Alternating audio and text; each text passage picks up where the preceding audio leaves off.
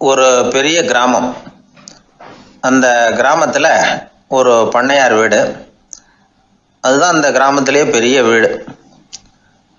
ஒரு நாள் ஒரு திருடன் அந்த கிராமத்துக்கு வந்தான். சுற்றி பார்த்தான். அந்த பண்ணையார் வீடு கண்ணில் பட்டுது. இன்னைக்கு ராத்திரி இந்த வீட்டில் தான் நம்ம தொழிலை ஆரம்பிக்கணும் அப்படின்னு சொல்லி அவன் முடிவு பண்ணிக்கிட்டான். ஏன்னா அதுதான் அந்த கிராமத்திலே கொஞ்சம் பெரிய வீடு. அங்கே தான் அவன் எதிர்பார்க்கறது ஏதாவது கிடைக்கும் அப்படிங்கிறது அவனுடைய முடிவு. நடு ராத்திரி அவன் மெதுவாக சுவர் ஏறி குதித்து அந்த பெரிய வீட்டுக்குள்ளே புகுந்தான். அங்கே போய் பார்த்தா முக்கியமான இடங்கள்ல எல்லாம் காவலுக்கு ஆள் நின்றுட்டு இருக்கிறாங்க ராத்திரி நேரத்தில். சரி, இந்த வீட்டில் நம்மால் திருட முடியாது அப்படின்னு முடிவு பண்ணிட்டு மெதுவாக வந்த வழியிலேயே திரும்பி வந்தான். அந்த சமயத்தில் காலில் ஏதோ தட்டுப்பட்டது. என்னது அப்படின்னு சொல்லி குனிஞ்சு பார்த்தா அங்கே ஒரு பெரிய வெங்காய மூட்டை அடுக்கி வச்சிருக்கிறாங்க. சரி, வந்ததுக்கு வெறுங்கையோடு திரும்ப வேண்டாமே அப்படின்னு சொல்லி கையில் இருந்த ஒரு பெரிய பை நிறைய அதை அள்ளி போட்டுக்கிட்டான். வெங்காயத்தை போட்டுக்கிட்டு புறப்படுற சமயத்தில் கப்புன்னு கழுத்தில் ஒரு கை வந்து விழுந்தது. ஆள் மாட்டிக்கிட்டான். அதாவது காவலாளிகள் அவனை பிடிச்சி வச்சுக்கிட்டாங்க. மறுநாள் காலையில் அந்த திருடனை பண்ணையார் முன்னாடி கொண்டுட்டு போய் நிறுத்தினாங்க. ஐயா, இந்த ஆள் ராத்திரி நம்ம வீட்டில் திருடுறதுக்காக வந்தான். வெங்காயத்தை அள்ளிட்டு புறப்படுறப்போ மாட்டிக்கிட்டான் அப்படின்னாங்க. அவர் பார்த்தார். என்னப்பா இவங்க சொல்கிறது உண்மைதானான்னு கேட்டார். ஆமான்னு ஒத்துக்கிட்டான் அந்த ஆள். பண்ணையார் அதுக்கப்புறம் கொஞ்சம் யோசனை பண்ணார். அப்புறமா தீர்ப்பு வழங்கினார். இதை பாருப்பா, நீ இங்கே திருட வந்தது குற்றம். அதுக்காக நீ 100 ரூபாய் அபராதம் செலுத்தணும், அல்லது 100 கசையடிகள் வாங்கணும். அதுவும் இல்லைன்னா நீயே திருடுன அவ்வளவு வெங்காயத்தையும் பச்சையா என் கண் முன்னாடியே சாப்பிட்டுடணும். இதில் எந்த தண்டனையை ஏற்றுக்கிறது அப்படிங்கிறத பற்றி நீயே யோசனை பண்ணி முடிவு எடுத்துக்கலாம் அப்படின்னு சொல்லிவிட்டார். அதாவது இவனே முடிவு பண்ணிக்க வேண்டியது. 100 ரூபா பணம் கட்டுறியா, இல்லது சாட்டை அடி வாங்குறியா, அல்லது வெங்காயத்தை சாப்பிட்றியா, இதுதான் அவர் கொடுத்தது. நீயே முடிவு பண்ணி சொல்லுன்னு விட்டார். திருடன் கொஞ்சம் நேரம் யோசனை பண்ணி பார்த்தான். அவனுக்கு இருக்கிறதுலே ரொம்ப சுலபமாக தெரிஞ்சது இந்த வெங்காயத்தையே சாப்பிட்டுட்றேன்ட்டான்.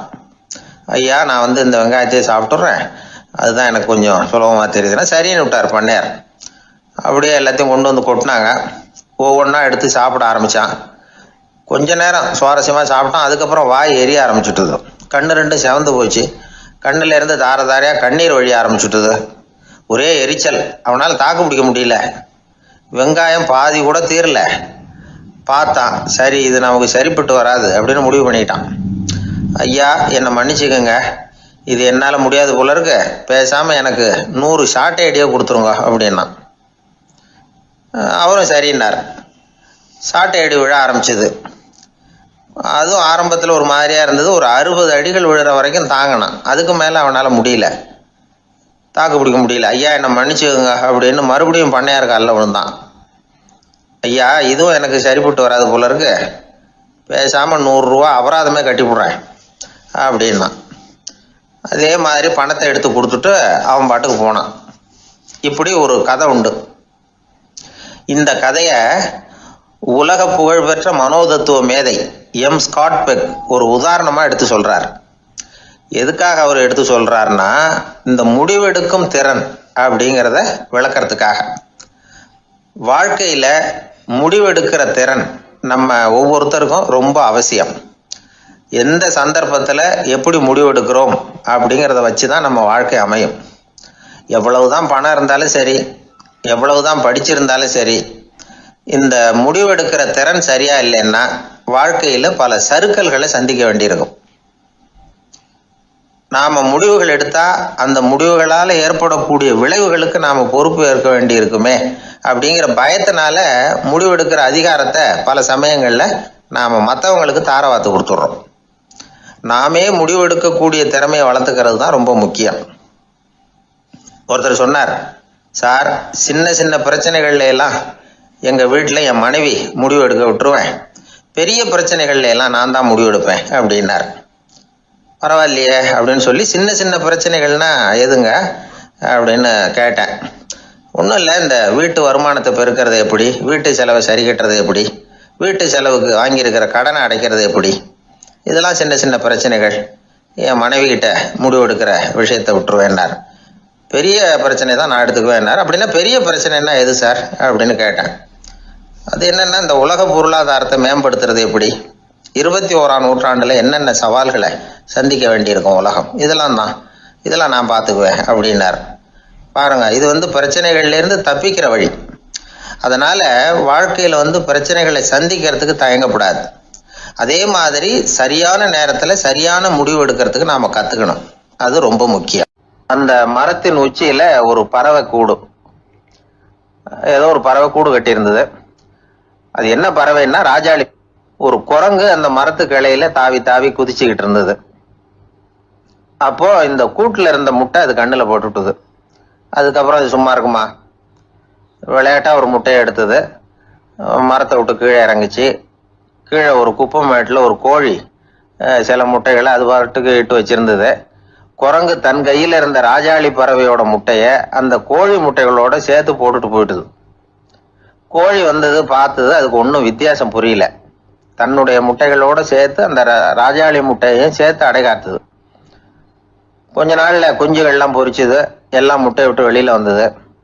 ராஜாளி பறவையோட குஞ்சு அந்த கோழி குஞ்சுகளோடவே சேர்ந்து வளர்ந்தது. மற்ற கோழி குஞ்சுகள் போலவே இதுவும் குப்பையை கிளறிச்சு புழு பூச்சிகளை சாப்பிட்டுது.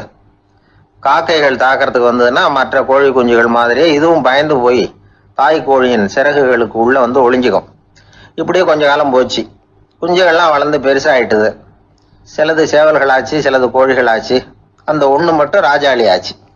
ஆனா ஒரு விஷயம், தான் ஒரு ராஜாளிங்கிறது அந்த பறவைக்கு தெரியாது. தன்னையும் ஒரு கோழின்னே அது நினைச்சுக்கிட்டு இருக்கு. அப்படி நினைச்சுக்கிட்டு குப்பை மேட்டை கிளறிக்கிட்டு இருக்கு. ஒரு நாள் சாயந்தர நேரம் இந்த ராஜாளி பறவை கீழே அது பாட்டுக்கு வழக்கம் போல குப்பையை கிளறிக்கிட்டு இருக்குது. அப்போ அண்ணாந்து பாக்குது. வானத்துல உயரத்துல கூட்டமா ராஜாளி பறவைகள் உல்லாசமா வட்டம் அடிச்சு பறந்துகிட்டு இருக்கு. அதே இது பாக்குது. இதுக்கு மனசுக்குள்ள ஏக்கமா போச்சான். அப்போ இதுக்கு ஆண்டவன் பேர்ல கோபம் வந்துதான். ஆண்டவனுக்கு என் பேர்ல ஏன் இந்த ஓர வஞ்சனை, என்னையும் ஒரு ராஜாளியா படைச்சிருந்தா நானும் கூட இந்நேரம் ஆகாயத்துல உல்லாசமா பறந்துகிட்டு இருப்பேனே அப்படின்னு நினைச்சு வருத்தப்பட்டுதான். இது வேடிக்கையா இருக்குல்ல. ஒரு வகையில பார்த்தா நாம கூட இந்த ராஜாளி பறவை மாதிரி தான் வாழ்ந்துகிட்டு இருக்கோம் அப்படிங்கிறார் ஒரு உளவியல் நிபுணர். நம்மால எவ்வளவு வேலை செய்ய முடியும் அப்படின்னு நாம நினைச்சுக்கிட்டு இருக்கிறோமோ அதை விட பல மடங்கு நம்மால வேலை செய்ய முடியுமா, பல மடங்கு வேகமாகவும் வேலை செய்ய முடியும் அப்படிங்கிறார் அவர். நம்முடைய முழுமையான பலம் என்னங்கிறது நமக்கே தெரியறது இல்லை. அதுதான் கஷ்டம். நம்முடைய பலம் தெரியாததுனாலதான் நாம எதுக்கு எடுத்தாலும் பயந்துகிட்டு இருக்கிறோம். ஒரு ஆள் இருந்தான். அவனுக்கு எப்படின்னா கோழியை கண்டா பயப்படுவான். ஏன் கோழியை கண்டா பயம்னா, அவனுக்கு மனசுக்குள்ள தான் ஒரு புழுன்னு நினைப்பு. தன்னை ஒரு புழுவா நினைக்கும் பொழுது, புழுன்னா கோழி கொத்தும்ல, அதனால கோழியை கண்டு பயப்பட ஆரம்பிச்சிட்டான். இவன் நடுங்கிடுவான். எதிரில் கோழி வந்ததுன்னா உடம்பு பூரா நடுங்க ஆரம்பிச்சிடும். வீட்டில் இருக்கிறவங்க பார்த்தாங்க. இவனை அழைச்சிட்டு போய் ஒரு மனநோய் மருத்துவமனையில சேர்த்துட்டாங்க. அங்க உள்ள டாக்டர் இவருக்கு சிகிச்சையெல்லாம் கொடுத்தார். ஒரு வாரம் இவனை தங்க வச்சு வேண்டிய சிகிச்சையெல்லாம் கொடுத்து மன ரீதியாக அவனை மாற்றி, சரி இனிமே நீ வீட்டுக்கு போகலாம்னு சொல்லி அனுப்பி வச்சார். வீட்டுக்கு புறப்பட்டான். அப்போ சொன்னார், இதை பாருப்பா, நீ வீட்டுக்கு போகலாம், நேராக வீட்டுக்கு போ, நல்லா ஞாபகம் வச்சுக்கோ, இனிமே நீ ஒரு புழு கிடையாது, மனுஷன், தைரியமா புறப்படு, போயிட்டு வா அப்படின்னு சொல்லி வழி அனுப்பி வச்சார். சரிங்க டாக்டர்னு சொல்லிவிட்டு இவன் புறப்பட்டு போனான். பாதி வழி போயிருப்பான். லேசா நிமிர்ந்து பார்க்கறான், எதிரில் ஒரு கோழி வந்துகிட்டு இருக்கு. அது பாட்டுக்கு சாதாரணமா நடந்து வந்துகிட்டு இருந்தது. அவ்வளவுதான், இவன் உடம்பு கிடுகிடுன்னு ஆட ஆரம்பிச்சுட்டுது. திரும்பி ஓடி வந்துட்டான். டாக்டர் கேட்டார், ஏன்பா திரும்பி ஓடி வந்துட்டேன்னு. பாதி தூரம் போயிட்டேன் டாக்டர், எதிரில் ஒரு கோழி வந்துகிட்டு இருக்குது, அதான் பயமா இருந்தது, வந்துட்டேன்னா. டாக்டருக்கு ஒரு மாதிரி ஆயிடுது. அவர் சொன்னார், இதை பாருப்பா, நான் தான் சொன்னேனே, நீ ஒரு புழு இல்லை, மனுஷன். இனிமே நீ புழு கிடையாது, நீ ஒரு மனுஷன். நீ ஒரு புழு இல்லைங்கிறது இன்னமும் உனக்கு புரியலையா அப்படின்னார் டாக்டர். நான் புழு இல்லைங்கிறது எனக்கு தெரிஞ்சுட்டுது டாக்டர், இது அந்த கோழிக்கு தெரியுமான்னு தெரியலையே அப்படின்னா. இவெல்லாம் எந்த காலத்தில் மாறுறது? அதனால் வாழ்க்கையில் வெற்றி பெறணும் அப்படின்னு நினைக்கிறவங்க யாராக இருந்தாலும் தன்னுடைய பலம் என்ன அப்படிங்கிறத முதல்ல புரிஞ்சுக்கணும். தன்னுடைய சக்தியை புரிஞ்சுக்கிட்டவன் வெற்றி பெறுவது நிச்சயம். எது ரொம்பவும் கஷ்டமான காரியம் அப்படின்னு கேட்டார் ஒருத்தர். ஒருத்தருக்கு ஒருத்தர் சண்டை போடாமல் இருக்கிறது தான் ரொம்ப கஷ்டமான காரியம் அப்படின்னு தோணுது. ஒரு நாட்டுக்கும் இன்னொரு நாட்டுக்கும் சண்டை, நாட்டுக்குள்ளேயே ஒரு குரூப்புக்கும் இன்னொரு குரூப்புக்கும் சண்டை. ஏன் சண்டை போட்டுக்கிறீங்கன்னு கேட்டு பாருங்கள். நாங்கள் சமாதானத்துக்காக தான் சண்டை போட்டுக்கிறோம் அப்படிம்பாங்க. வாழறதுக்காக பிறந்த மனுஷன் லட்சியத்துக்காக உயிரை விட தயார் அப்படின்னு சொல்லிகிட்டு இருப்பான். அப்படி உயிரை விடுறவங்கள நாமளும் பாராட்டுவோம். ஆனால் ஒன்றும் இல்லாத விஷயங்களுக்கெல்லாம் சண்டை போடுறவங்களெல்லாம் அப்படிப்பட்டவங்களையும் சரி உயிரை விடுறவங்களையும் சரி என்னென்னு சொல்கிறது? யுத்தங்களாலேயும் சண்டைகளாலேயும் நாம் அடையிறது என்னங்கிறது ஒரு பக்கம் இருக்கட்டும், இழக்கிறது என்ன தெரியுமா? ஏராளமான உயிர்கள். ரத்தம் சிந்துறதுக்கு நான் தயார் அப்படின்னு மார்தட்டி சொல்லலாம். ஆனால் ரத்தம் சிந்தினா உயிர் காத்துக்கிட்டு இருக்க தயார் இல்லை. அதாவது உயிர் நமக்காக காத்துக்கிட்டு இருக்க தயார் இல்லை. இழக்கிற ரத்தத்தை ஈடுகட்டினா தான் உயிரை காப்பாற்ற முடியும். அதனால் இது சம்மந்தமாக ஆராய்ச்சி செய்கிற கட்டாயம் ஏற்பட்டு போச்சு. அதோட விளைவாக புதுசாக ஒன்றை கண்டுபிடிச்சிருக்கிறாங்க. அதுதான் செயற்கை ரத்த பொடி. இப்போ இந்த திடீர் சாம்பார் பொடி, திடீர் ரசப்பொடி, திடீர் காப்பி பொடி இப்படிலாம் சொல்கிறோம்ல, அது மாதிரி இது திடீர் ரத்த பொடி.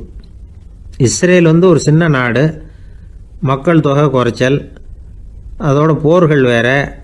அதனால் காயம்பட்டவங்களை காப்பாற்றியே தீர வேண்டிய கட்டாயம். காப்பாற்றணும்னா ரத்த இழப்பை தடுக்கணும். அப்படின்னா உடனடியாக புது ரத்தம் செலுத்தி ஆகணும். திடீர்னு ரத்தம் வேணும்னா எங்கே போகிறது? அதுவும் கிடைக்கிற ரத்தம் சேர்கிற குரூப்பாக இருக்கணும். ஒரு வேடிக்கை பார்த்தீங்களா, நான் வேறு குரூப்பு நீ வேறு குரூப்புன்னு இவன் சண்டை போடுறான். இதில் அடிபட்டவனுக்கு ரத்தம் கொடுக்க போனால் அதுலேயும் அது வேறு வேறு குரூப்பாக இருக்குது. அது ரத்தமும் வேறு வேறு குரூப்புன்னு சொல்லிகிட்டு இருக்குது. எந்த குரூப்பு ரத்தம் வேணும்? அது உடனடியாக கிடைக்கலன்னா என்ன பண்ணுறது? இப்படிப்பட்ட கஷ்டம்லாம் நமக்கு வந்துடுது. இதுக்காக தான் விஞ்ஞானிகள் இந்த ரத்த பொடியை கண்டுபிடிச்சிருக்கிறாங்க. அதாவது ஒரு ஆள் அடிபட்டு போட்டான்னு வச்சுங்களேன், அவனுக்கு ரத்தம் கிடைக்கல. உடனே என்ன பண்ணலாம்? இந்த சுத்தப்படுத்தப்பட்ட தண்ணீரை கொஞ்சம் எடுத்துக்க வேண்டியது, அதில் இந்த ரத்த பொடியை கரைக்க வேண்டியது. இப்போ இந்த செயற்கை ரத்தம் தயாராகிட்டுது. இதை அந்த ஆள் உடம்புல ஏற்றி விட்டுற வேண்டியது. இயற்கையாக நம்ம உடம்புல இருக்கிற ரத்தம் என்னென்ன வேலை செய்யுதோ அதே வேலையை இதுவும் செய்யும். அதாவது ஆக்சிஜனை உடம்புல எல்லா இடத்துக்கும் எடுத்துகிட்டு போகுது. அந்த வேலையை இந்த செயற்கை ரத்தமும் செஞ்சுருது. ஆனால் ஒரு விஷயம், இந்த செயற்கை ரத்தம் ஒரு அவசரத்துக்கு தான் உபயோகப்படுத்தலாம், ஒரு முதல் உதவி மாதிரி. அதை அப்படியே நிரந்தரமாக விட்டுற முடியாது. பின்னாடி தேவையான குரூப்பு உண்மையான ரத்தம் கிடைச்ச உடனே அதை செலுத்திக்கணும். உண்மையான ரத்தத்தை 20லேருந்து 40 நாள் வரைக்கும் தான் பாதுகாக்க முடியும். அதுவும் குளிர்பதன பெட்டியில். அதுக்குள்ளே உபயோகப்படுத்தலைன்னா அது வீணாக போயிடும். இந்த ரத்த பொடி அப்படி இல்லை, எவ்வளோ நாள் வேணும்னாலும் அப்படியே வச்சுருக்கலாம். குளிர்பதன பெட்டியும் தேவையில்லை. ஆனால் ஒன்றும், இது தண்ணியில் கலந்து செயற்கை ரத்தமாக ஆக்கிவிட்டா அதோட வலு 72 மணி நேரம் தான். அதாவது 3 நாள். அதுக்குள்ளே அந்த ஆசாமியை எங்கேயாவது ஆஸ்பத்திரிக்கு தூக்கிட்டு போய் உண்மையான ரத்தத்தை கொடுத்துடணும். சண்டையில் அடிபடுறவங்க, சாலை விபத்தில் அடிபடுறவங்க, இவங்களுக்கெல்லாம் அவசரத்துக்கு கை கொடுத்து உதவுறது இந்த செயற்கை ரத்த பொடி. அதுக்கப்புறம் நாம் கொடுக்குற ரத்தம் தான் அவங்கள காப்பாற்றணும். இன்றைக்கி ரத்தத்தை தானமாக கொடுக்க தயாராக இருக்கிற நல்ல உள்ளங்கள் ஏராளம். எவ்வளவு ஆக்சிடெண்ட்டு, ஆப்ரேஷன், இதில் சம்மந்தப்பட்டவங்களை காப்பாற்றுறது நாம் தானமாக கொடுக்குற ரத்தம் தானே. ஒரு ஆக்சிடெண்ட்டு, ஒரு ஸ்கூட்டர் ஒரு ஆள் மேலே மோதி விட்டுது. பார்த்து வரக்கூடாதா அப்படின்னா அந்த ஆள், நீ தான் பார்த்து நடக்கணும், ஏன்னா 20 வருஷமாக நான் அந்த ஸ்கூட்டரை ஓட்டிக்கிட்டு இருக்கிறேன் அப்படின்னானா இவன். இதுக்கு அவன் சொன்னானா, நீ தான் பார்த்து ஓட்டணும், ஏன்னா 40 வருஷமாக நான் இப்படி நடந்துக்கிட்டு இருக்கிறேன் அப்படின்னானா.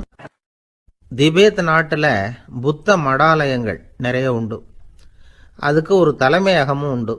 அது இந்த திபேத் தலைநகரம் லாசாவில் இருக்குது. ரொம்ப காலத்துக்கு அப்பால்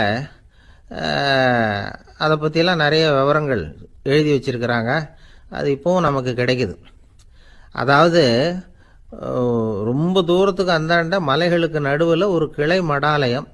அந்த மடத்தின் தலைவருக்கு வயசாயிட்டு தான். அதனால் தலைமை பொறுப்பை வேற ஒருத்தர்கிட்ட ஒப்படைக்கலாம் அப்படின்னு முடிவு பண்ணாராம். உடனே ஒரு லாமாவை கூப்பிட்டார்.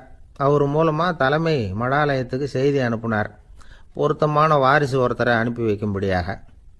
அந்த வாலிப லாமா புறப்பட்டார். காடு மேடெல்லாம் நடந்து போகிறார். ரொம்ப நாள் கழித்து தலைமை பீடத்தை அடைஞ்சார். தலைமை குருக்கிட்ட விவரத்தை சொன்னார். தகுதியான ஒருத்தரை அனுப்பி வச்சா அழைச்சிட்டு போகிறேன் அப்படின்னார். சரி, நாளைக்கு காலையில் நீங்கள் அவங்க எல்லாரையும் அழைச்சிட்டு போகலாம்னார் அவர். அவங்க எல்லாரையுமா? அங்கே தேவைப்படுறது ஒருத்தர் தானே அப்படின்னார் இவர். ஆமான்னார். அப்புறம் ஏன் எல்லாரையும் அழைச்சிட்டு போக சொல்கிறீங்கன்னார். அது இப்போ உனக்கு புரியாது.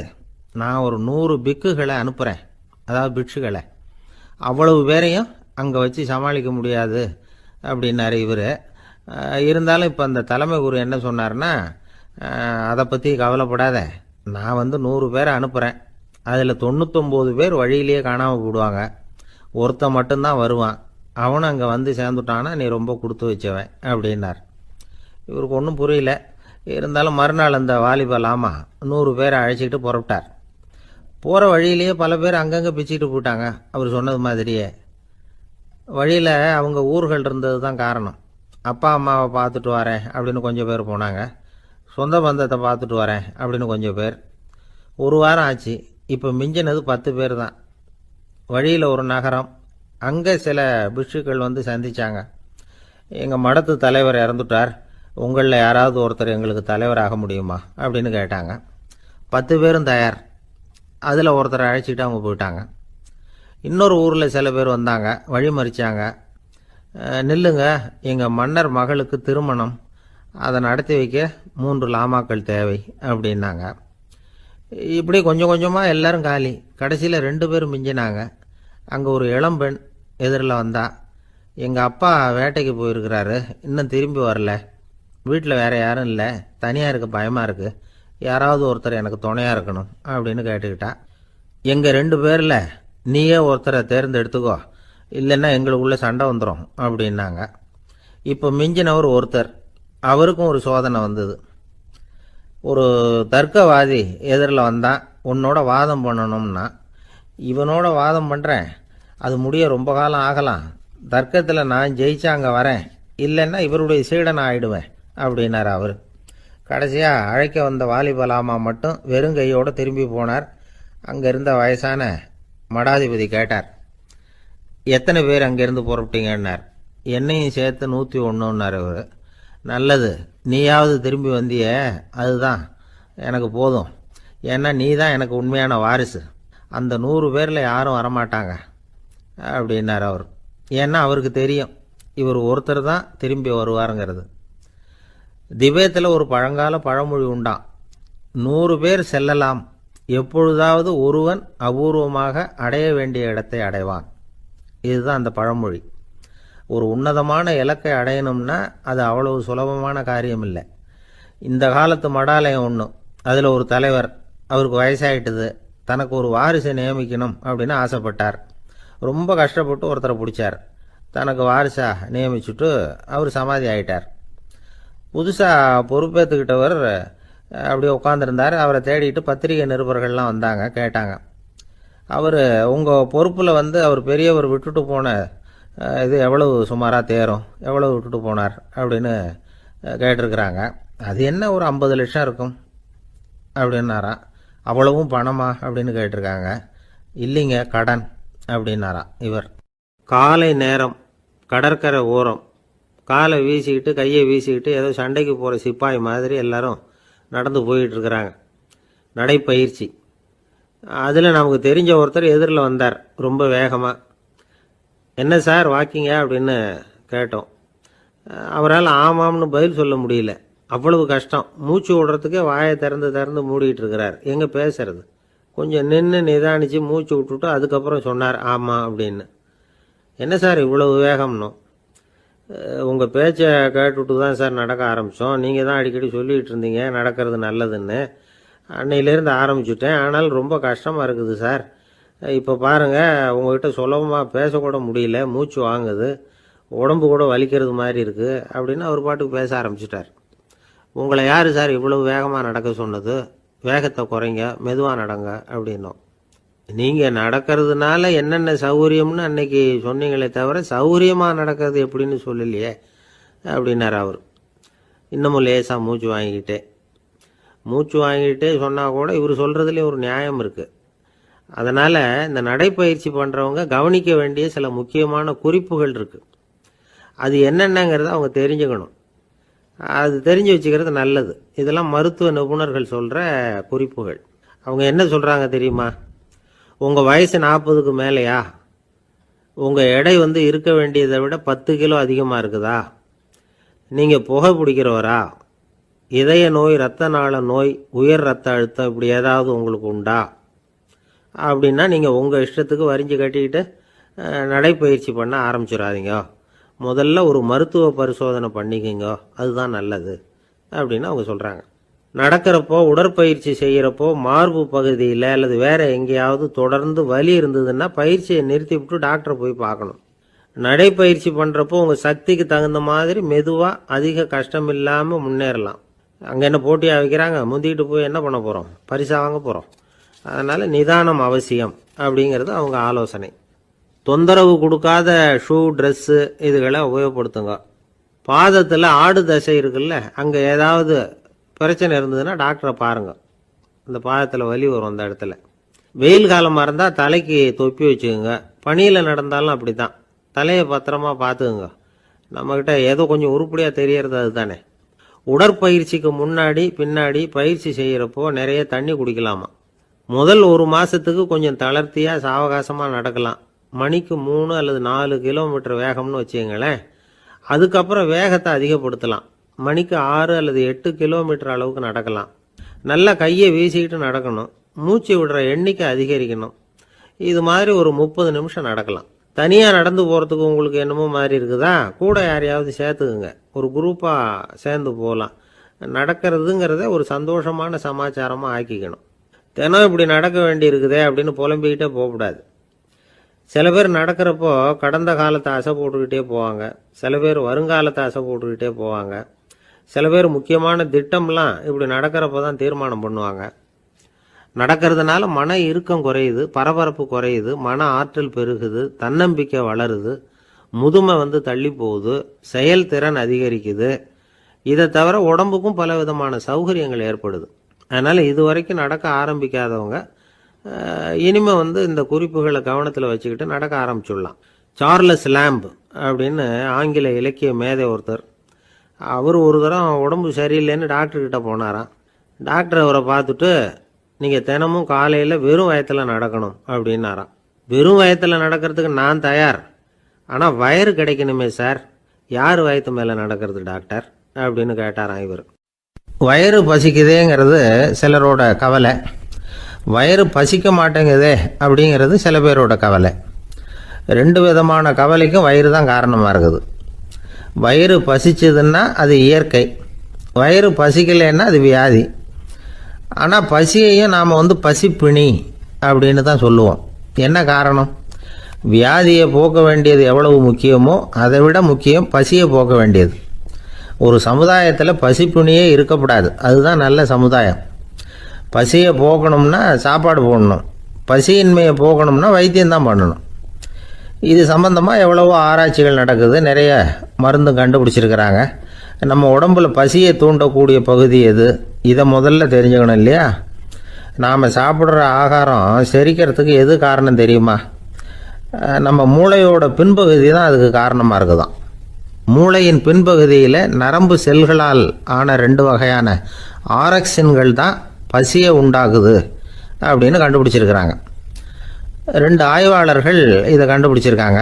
அவங்க 2 பேரும் டெக்சாஸ் பல்கலைக்கழகத்தில் ஹார்வர்டு ஹக்ஸ் மருத்துவ கல்வி நிலையத்தில் பணிபுரிகிறவங்களாம். உண்பது தேவைங்கிறது உணரப்படும் போது மூளையின் அந்த குறிப்பிட்ட பகுதி ஆரக்சின் அப்படிங்கிற ஹார்மோன்களை சுரக்கும். அது பசி உணர்வை தூண்டும் அப்படிங்கிறது தான் அந்த ஆய்வாளர்களின் கண்டுபிடிப்பு. இந்த ஆரக்சின் வேறு சில உயிரினங்கள்லேயும் உண்டு. இப்போ எலிகளில் கூட இது இருக்குது. அதனால் எலிகளை வச்சு இது சம்பந்தமாக ஆராய்ச்சி பண்ணாங்க. எலிகள் உடம்பில் ஆரக்சினை செலுத்தி பார்த்தாங்க. உடனே என்னாச்சு தெரியுமா? அந்த எலியெல்லாம் பசியால் துடிக்க ஆரம்பிச்சுட்டுது. எதையாவது தின்னு பசியை தீர்த்தா போதுங்கிற அளவுக்கு அந்த எலிகள்லாம் அல்லாட ஆரம்பிச்சுட்டுது. இயல்பாக சாதாரணமாக அந்த எலிகள் எவ்வளவு சாப்பிடுமோ அது மாதிரி 8 முதல் 10 மடங்கு அதிகமான ஆகாரத்தை 1 மணி நேரத்துக்குள்ளே சாப்பிட்டு தீர்த்துட்டு தான். சில எலிகளின் மூளையில் இந்த ஆரக்சின் அளவை கட்டுப்படுத்தி பார்த்துருக்குறாங்க. உடனே என்னாச்சு தெரியுமா, அதெல்லாம் சாப்பாட்டை கண்டா முகத்தை திருப்பிட்டு போக ஆரம்பிச்சுட்டு தான். அந்த எலிகளுக்கு பசி எடுக்கலையா. இந்த ஆராய்ச்சியின் அடிப்படையில் பசியை எடுக்காமல் இருக்கிற மனிதர்களுக்கும் பசியை தூண்ட முடியும் அப்படின்னு சொல்லி ஆராய்ச்சியாளர்கள் தெரிவிச்சிருக்கிறாங்க. ஆக ஆரக்சின் தான் பசிக்கு காரணம்ங்கிறது தெரிஞ்சு போச்சு. சரி, இந்த ஆரக்சின் அப்படின்னா என்ன? அது ஒரு கிரேக்க சொல். அதுக்கு பசின்னு அர்த்தம். நம்ம ஆளுங்களுக்கெல்லாம் பசியை தூண்டுறதுக்கு மருந்து தேவையில்லை, பசியை குறைக்கிறதுக்கு தான் மருந்து தேவை. ஒரு அம்மா டாக்டரை தேடி வந்தாங்களாம். டாக்டர், எங்கள் வீட்டுக்காரருக்கு திடீர்னு அகோர பசி, நிறைய சமைச்சு போடுறேன், அவ்வளவையும் சாப்பிட்டுட்டு கீழே கிடக்கிற குப்பை கூலங்களையும் எடுத்து சாப்பிட ஆரம்பிச்சுட்றார், என்னன்னு கவனித்து பாருங்கள் அப்படின்னாங்களாம். எவ்வளோ நாளாக அப்படி இருக்குதுன்னு கேட்டிருக்காரு டாக்டர். 1 வாரமாக அப்படி இருக்குதுன்னாங்களாம். இவ்வளவு நாளாக ஏன் சும்மா இருந்தீங்க, ஆரம்பத்திலே இங்கே அழைச்சிட்டு வர வேண்டியது தானே அப்படின்னாரான் டாக்டர். அது ஒன்றும் இல்லை டாக்டர், வீடு பூரா சுத்தமாகட்டுமேன்னு பார்த்துக்கிட்டு இருந்தேன் அப்படின்னாங்களாம் அந்த அம்மா. ஒருத்தர் ஓடி வந்தார், இன்னொருத்தரை பார்த்து, சார் உங்கள் சைக்கிளை ஒரு நாள் இரவல் கொடுங்களேன், பக்கத்து ஊருக்கு போயிட்டு வர வேண்டியிருக்கு அப்படின்னார். இவர் சைக்கிளை கொடுத்து பத்திரமா கொண்டுட்டு போங்கன்னார். சார் இதை பத்திரமா கொண்டு போகிறேன், கவலையே வேணாம், ஏன்னா இது உங்களோட சைக்கிள் அப்படின்னு நான் நினைக்கல, என்னோட சைக்கிளாக நினைக்கிறேன் அப்படின்னார். அதுக்கப்புறம் தான் இவருக்கு உண்மையாகவே பயம் வந்துட்டுது. ஏன்னா அவர் சொன்னது மாதிரி அதை தன்னோட சைக்கிளாகவே நினச்சி தள்ளிட்டு போட்டால் என்ன பண்ணுறது? எது எதை நம்முடையதா நினைக்கணுங்கிறதுக்கு ஒரு வரையறை இருக்குது. சில பேர் ஆஃபீஸையே வீடாக நினச்சி விடுறது உண்டு. அப்படிப்பட்டவங்க கூட வீட்டை ஆஃபீஸாக நினைக்கிறதில்ல. ஏன்னா வீட்டில் இவர் ஆஃபீஸராக நடந்துக்க முடியறதில்ல. இதெல்லாம் ஒரு பக்கம் இருக்கட்டும், இப்போ விஷயத்துக்கு வருவோம். பொறியியல் மேதை டாக்டர் விஸ்வேஸ்வரய்யா இருந்தார் இல்லையா, பாரத ரத்னா விருதெல்லாம் கொடுத்தாங்களே.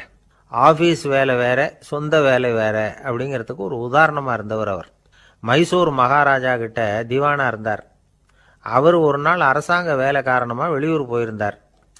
ஹாசன்கிற ஊருக்கு பக்கத்தில் ஒரு பயண மாளிகை, அங்கே தங்கிவிட்டார். ராத்திரி அங்கே தங்கி இருந்துட்டு விடிஞ்சதும் ஊருக்கு திரும்புறதாக திட்டம். ராத்திரி தூங்கிறதுக்கு ரொம்ப நேரம் ஆயிட்டுது.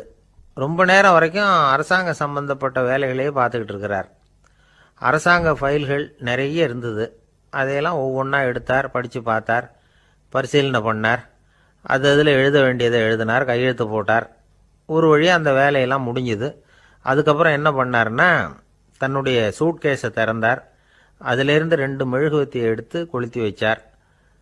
அந்த பயண மாளிகையில் அது வரைக்கும் எரிஞ்சுக்கிட்டு இருந்த மின்சார விளக்குகளை அணைச்சுட்டார். அதுக்கு பிறகு அந்த மெழுகுவத்தி வெளிச்சத்தில் சில புத்தகங்களை தொடர்ந்து படிக்க ஆரம்பிச்சிட்டார். அந்த பயண மாளிகையில் பணியாளராக இருந்தவர் இதை பார்த்துட்டு ஓடி வந்தார். மறுபடியும் மின் விளக்கு போடுறதுக்காக போனார். விஸ்வேஸ்வரய்யா அதை பார்த்துட்டு போட வேணாம்ட்டாராம். இது வரைக்கும் நான் அரசாங்க அலுவல்களை கவனிச்சுக்கிட்டு இருந்தேன், அதனால் மின் விளக்குகள் அப்போ எரிஞ்சதில் தப்பு இல்லை. இப்போ நான் புத்தகம் படிச்சுக்கிட்டு இருக்கேன், இது என்னுடைய சொந்த வேலை, இங்கே இருக்கிற மின் விளக்கு அதுக்காக ஏன் எரியணும் அப்படின்னு கேட்டாராம். இப்போ இருக்கிற சில அரசு பணியாளர்கள்கிட்ட இந்த சம்பவத்தை பேச்சோட பேச்சா சொல்லி பார்த்தேன். அவங்களால இதை ஜீரணிக்கவே முடியல. நேர்மை தேவைதான் சார், அதுக்காக அவ்வளவு தூரத்துக்கு அது தேவையா அப்படிங்கிறாங்க. விஸ்வேஸ்வரய்யா அப்படி பண்ணினது தான் ஒரு நேர்மையாளர் அப்படின்னு இந்த உலகத்துக்கு நிரூபிக்கணுங்கிறதுக்காக இல்லை. தான் அப்படி நடந்து காட்டினா தன்னை சுற்றி இருக்கிறவங்களும் அதை கேள்விப்படுறவங்களும் முடிஞ்ச அளவுக்கு பொது வாழ்க்கையில் அரசு பணியில் நேர்மையை கடைபிடிக்க முயற்சி பண்ணலாமே அப்படிங்கிறதுக்காகத்தான். இப்போவும் சில பேர் இருக்கிறாங்க, இவங்க ஆஃபீஸ் வேற வீடு வேறன்னு நினைக்கிறதில்ல, அவ்வளோ உரிமை. ஒருத்தர் அப்படிதான், அவருக்கு அவசரமாக 5000 ரூபா தேவைப்பட்டது, ஆஃபீஸு பணத்தை எடுத்துக்கிட்டார். அந்த நேரம் பார்த்து ஆடிட் வந்துட்டுது, ஆப்பிட்டுக்கிட்டார். விசாரணை நடக்குது. அவர் சொல்கிறார், சார் நான் நேரம் காலம் பார்க்காம ஆஃபீஸில் வேலை செய்வேன், ஏன்னா அதை என்னோட ஆஃபீஸாக நினைக்கிறேன். அவசரத்துக்கு அந்த பணத்தை எடுத்தேன், மறுபடியும் வச்சுடலாம்னு தான் இருந்தேன், அதுக்குள்ளே இப்படி ஆகிட்டுது. நீங்கள் என்ன நினச்சாலும் சரி, நான் ஆஃபீஸ் வேற வீடு வேற அப்படின்னு நினைக்கிறதில்ல, அது என்னோட சுபாவம் அப்படின்னார். விசாரணை பண்ணவர் தீர்ப்பு வழங்கினார். உங்கள் சுபாவத்துக்கு மதிப்பு கொடுத்து நானும் தீர்ப்பு வழங்குறேன். நீங்கள் கொஞ்ச நாள் ஜெயிலில் இருந்துட்டு வாங்க, அது உங்களுக்கு கஷ்டமாக இருக்காதுன்னு நினைக்கிறேன். ஏன்னா அங்கே போனாலும் நீங்கள் உங்கள் சுபாவப்படி வீடு வேற ஜெயில் வேறன்னு நினைக்க மாட்டீங்க அப்படின்னாராம். மனித நேயம்ங்கிறத பற்றி சொல்லுவாங்க. மனித நேயம் ஏன்னா ஒரு கணவன் கணவனாக இருக்கணும், மனைவி மனைவியாக இருக்கணும். ஒரு மனுஷன் இன்னைக்கு மனிதனாக இல்லை. மனித நேயம் குறைஞ்சி போச்சு, இது குடும்ப உறவுகள்லாம் ரொம்ப மாறி போச்சுன்னு சொல்ல. இப்போ நாகரிகத்தில் அப்படி தான் இருக்குது. ஒரு இதில் ஒருத்தன் என்ன பண்ணியிருக்கிறான், ஒரு சின்ன பையனை கொண்டு வந்தானா. ஒரு சின்ன பையன் பக்கத்தில் இருக்கான்.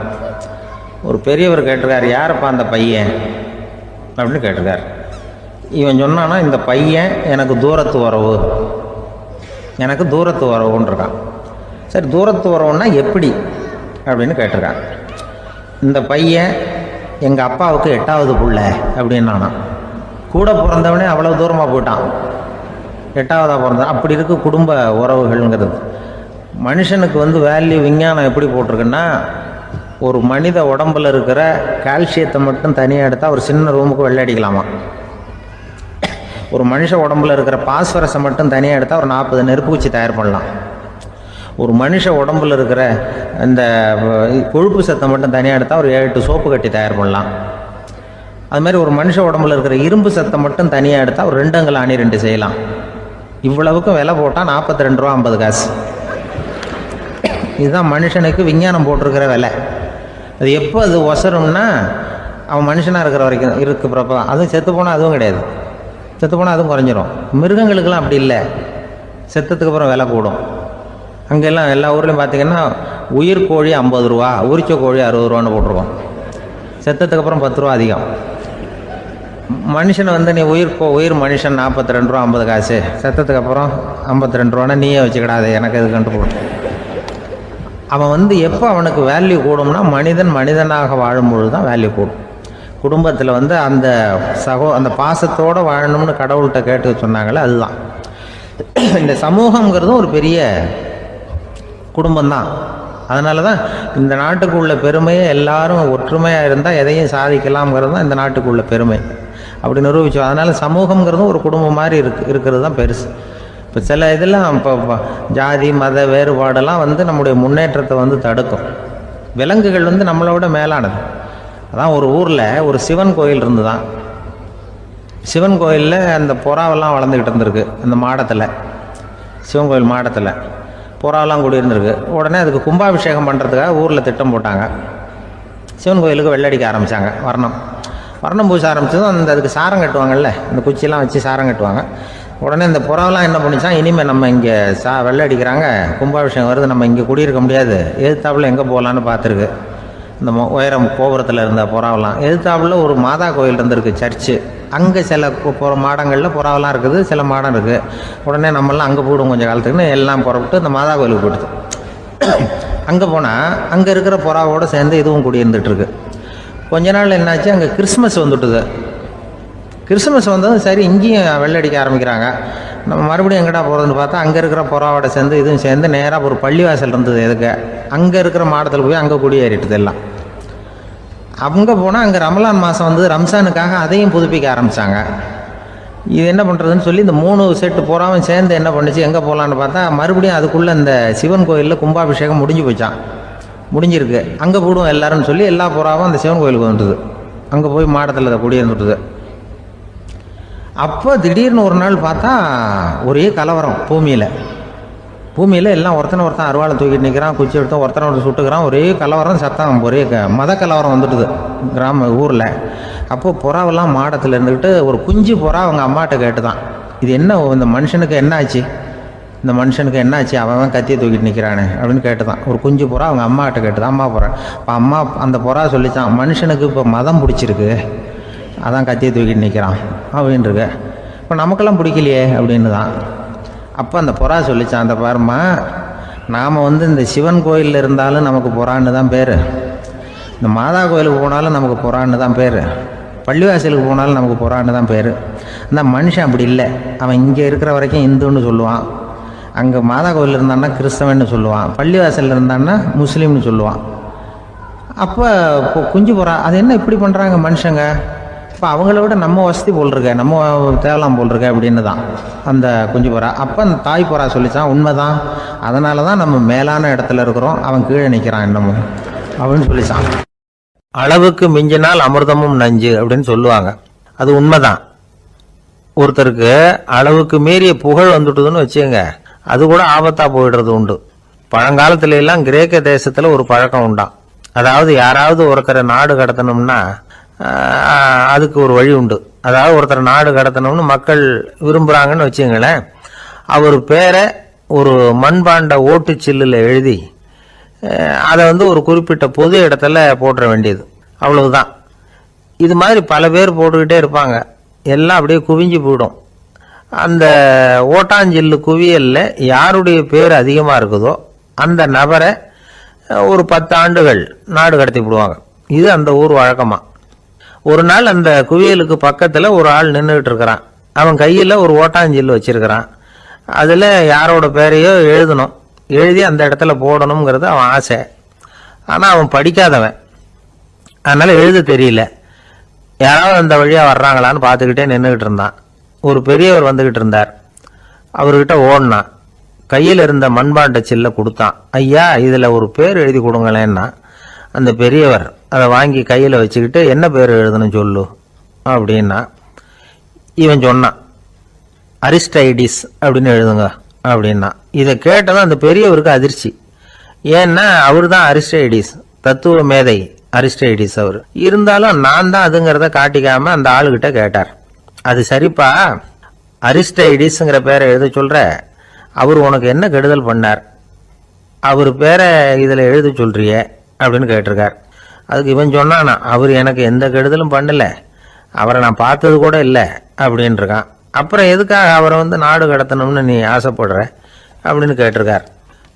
இப்போ அந்த ஆள் சொல்கிறான், அரிஸ்டைடஸை பற்றி எல்லாரும் பேசுகிறாங்க, அவர் ரொம்ப நல்லவர், அவர் ஒரு பெரிய அறிவாளிங்கிறாங்க, அவர் ஒரு பெரிய வள்ளல், பேரறிஞர், இப்படி எல்லாரும் சொல்கிறத கேட்டு கேட்டு எனக்கு ரொம்ப அழுத்து போயிட்டுது, அதனால தான் வெறுப்பாயிட்டேன் அப்படின்னு நானும்.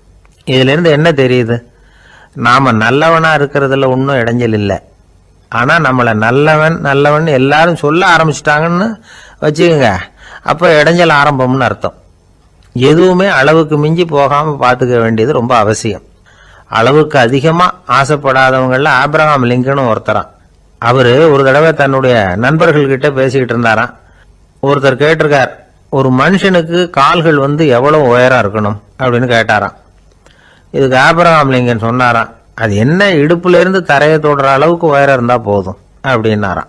எனக்கு ஒரு உதவி செய்யணும் அப்படின்னு நம்மளை பார்த்து ஒருத்தர் கேட்குறாருன்னு வச்சுங்களேன், உடனே நாம் அவரை பார்த்து என்ன உதவின்னு கேட்போம்.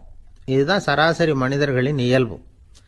ஆனால் ஒருத்தர் எனக்கு ஒரு உதவி செய்யணும் அப்படின்னு கேட்ட உடனே என்ன உதவின்னு கூட கேட்காம சரி செய்கிறேன் அப்படின்னு ஒத்துக்கிறது இருக்கு பாருங்க, அது கொஞ்சம் அபூர்வம். அந்த காலத்தில் ஒருத்தர் இருந்தார். அவர் எப்படி தெரியுமா, உதவி கேட்குறவங்க நல்லவங்களா கெட்டவங்களா அப்படின்னு கூட பார்க்கல, தனக்கு நன்மையா தீமையா அப்படின்னு கூட பார்க்கல, உதவி செய்கிறேன்னு புறப்பட்டுட்டார். அவர் யார் தெரியுமா, அவர் தான் நல சக்கரவர்த்தி. அவர் மாதிரி நாமும் உதவி கேட்குறவங்களுக்கு உடனே உதவி செய்கிறதுக்கு தயாராக இருக்கணும் அப்படின்னு சொன்னார் ஒரு ஆன்மீக பேச்சாளர். நல சரித்திரத்தை அவர் சொல்லிக்கிட்டு இருந்தார். இந்திரன், அக்னி, வருணன், யமன், இவங்க 4 பேரும் நலனை பார்த்து எங்களுக்கு நீ உதவி செய்யணும், எங்களுக்காக நீ தூது போகணும் அப்படின்னு கேட்குறாங்க. யாருக்கிட்ட தூது போகணும், என்ன காரியத்துக்காக போகணும் அப்படின்னு கேட்கணும்ல. நலன் அப்படி கேட்கவே இல்லை, உடனே சரின்னு ஒத்துக்கிறான். அதுக்கப்புறம் அவங்க விவரம் சொல்கிறாங்க, என்ன உதவி, யாருக்கிட்ட தூது போகணும் அப்படிங்கிற விவரத்தை சொல்கிறாங்க. நலனுக்கும் அப்புறம்தான் புரியுது, எந்த தமயந்தியை இவன் காதலிச்சானோ, எந்த தமயந்தின் சுயம்பரத்துக்காக இவன் போய்கிட்டு இருக்கிறானோ அந்த தமயந்தியை பார்த்து தங்களுக்காக அவகிட்ட வாதாடணும், பேசணும், தங்களில் ஒருத்தரை கல்யாணம் பண்ணிக்கும்படியாக கேட்கணும் அப்படின்னு அவங்க 4 பேரும் நலன்கிட்ட கேட்குறாங்க. இதை கேட்டதும் நலன் கொஞ்சம் கூட முகம் சுளிக்கலை, பதட்டப்படலை. நேராக தமயந்தி கிட்ட போகிறான். இந்திரன், அக்னி, வருணன், யமன் இவங்களோட சிறப்புகளை எடுத்து சொல்கிறான். இவங்களில் ஒருத்தரை கல்யாணம் பண்ணிக்கலாம் அப்படின்னு சொல்லி கேட்டுக்கிறான். ஆனால் இதுக்கு தமயந்தி சம்மதிக்கலை. சுயம்வரம் நடக்குது, அவன் நலனை தேர்ந்தெடுக்கிறான். அந்த 4 பேரும் நலனுக்கு நிறைய வரங்கள்லாம் கொடுக்குறாங்க. அதுக்கப்புறம் இப்படி போகுது கதை. இதில் நாம் கவனிக்க வேண்டியது என்னென்னா, உதவின்னு கேட்ட உடனே என்ன உதவின்னு கேட்காம சரி செய்கிறேன்னு சொன்னான் பாருங்க, அதை கொஞ்சம் சிந்திக்கணும். செய்கிறேன்னு ஒத்துக்கிட்டதுக்கு அப்புறம் அது என்ன உதவின்னு தெரிஞ்சும் முகம் சுளிக்காமல் அதை செஞ்சான் பாருங்க, அதையும் கொஞ்சம் சிந்திக்கணும். நம்மளும் ஒருத்தன் ஒரு நண்பனை தேடி போனான், எனக்கு ஒரு உதவின்னா சரி சொல்லுன்னா இப்போ உங்ககிட்ட 2 கார் இருந்தால் என்ன பண்ணுவேன்னா, உடனே அதில் ஒன்று உங்ககிட்ட கொடுத்துருவேன்னா அவன். உங்ககிட்ட 2 பங்களா இருந்தால் என்ன பண்ணுவேன்னா, அதில் ஒன்று உங்ககிட்ட கொடுத்துருவேன்னா. உங்ககிட்ட 2 பேனா இருந்தால் என்ன பண்ணுவேன்னா, அதில் ஒரு பேனாவை உங்ககிட்ட கொடுக்க மாட்டேன்னா அவன். ஏன்டா அப்படி சொல்கிறேன்னா, ஏன்னா இப்போ நிஜமாவே என்கிட்ட 2 பேனா இருக்குது, அதனால் அப்படி சொல்கிறேன் அப்படின்னு அவன். ஒருத்தன் தன்னுடைய நண்பனை வழியில் பார்த்தான். என்னப்பா லெட்டர் போட்டுனே கிடச்சிதா அப்படின்னா. ஓ கிடச்சிதேன்னா அவன்.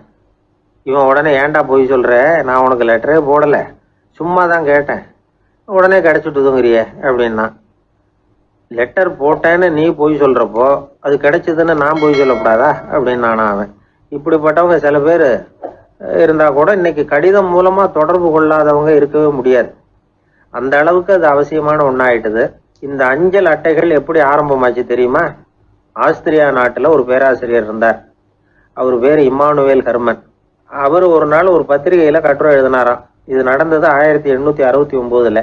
அவர் எழுதின கட்டுரையில் மக்கள் அதிகம் செலவில்லாமல் ஒருத்தருக்கு ஒருத்தர் தகவல் பரிமாறிக்கிறது எப்படி அப்படிங்கிறத பற்றி எழுதியிருந்தார். அதுக்கு சில யோசனைகளை அவரே எழுதியிருந்தாராம். எப்படின்னா, அந்த கட்டுரையை எல்லாரும் படித்து பார்த்துருக்குறாங்க, அவர் சொன்ன யோசனைகள் என்னன்னு. அது அரசாங்கத்தின் கவனத்துக்கு அது போச்சான். ஆகா, இது அவர் சொல்கிற யோசனை நல்லா இருக்கும் போல் இருக்கு அப்படின்னு அவங்களே நினச்சிருக்கிறாங்க. அவ்வளவுதான். உடனே அந்த யோசனையை நடைமுறைக்கு கொண்டுகிட்டு வந்தாங்களாம். பேராசிரியர் இம்மானுவேல் ஹெர்மனின் யோசனைப்படி அச்சடித்த அரசு முத்திரையோட அரசாங்கம் அஞ்சல் அட்டைகளை வெளியிட ஆரம்பிச்சுதான். 1869 அக்டோபர் 7ஆம் தேதி இது நடந்திருக்கு. உலகின் முதல் அஞ்சல் அட்டை வெளிவந்த நாள் அது. அப்போதான் அதுக்கு பேர் என்ன தெரியுமா? அதாவது கரஸ்பாண்டிங் கார்டு அப்படின்னு பேராது. அதுக்கப்புறம் என்ன ஆச்சுன்னா, உடனடியாக அமெரிக்காவிலேயே இது மாதிரியான கார்டுகளை வெளியிட ஆரம்பிச்சிட்டாங்க. அங்கே இதுக்கு என்ன பேர் தெரியுமா? Postal card.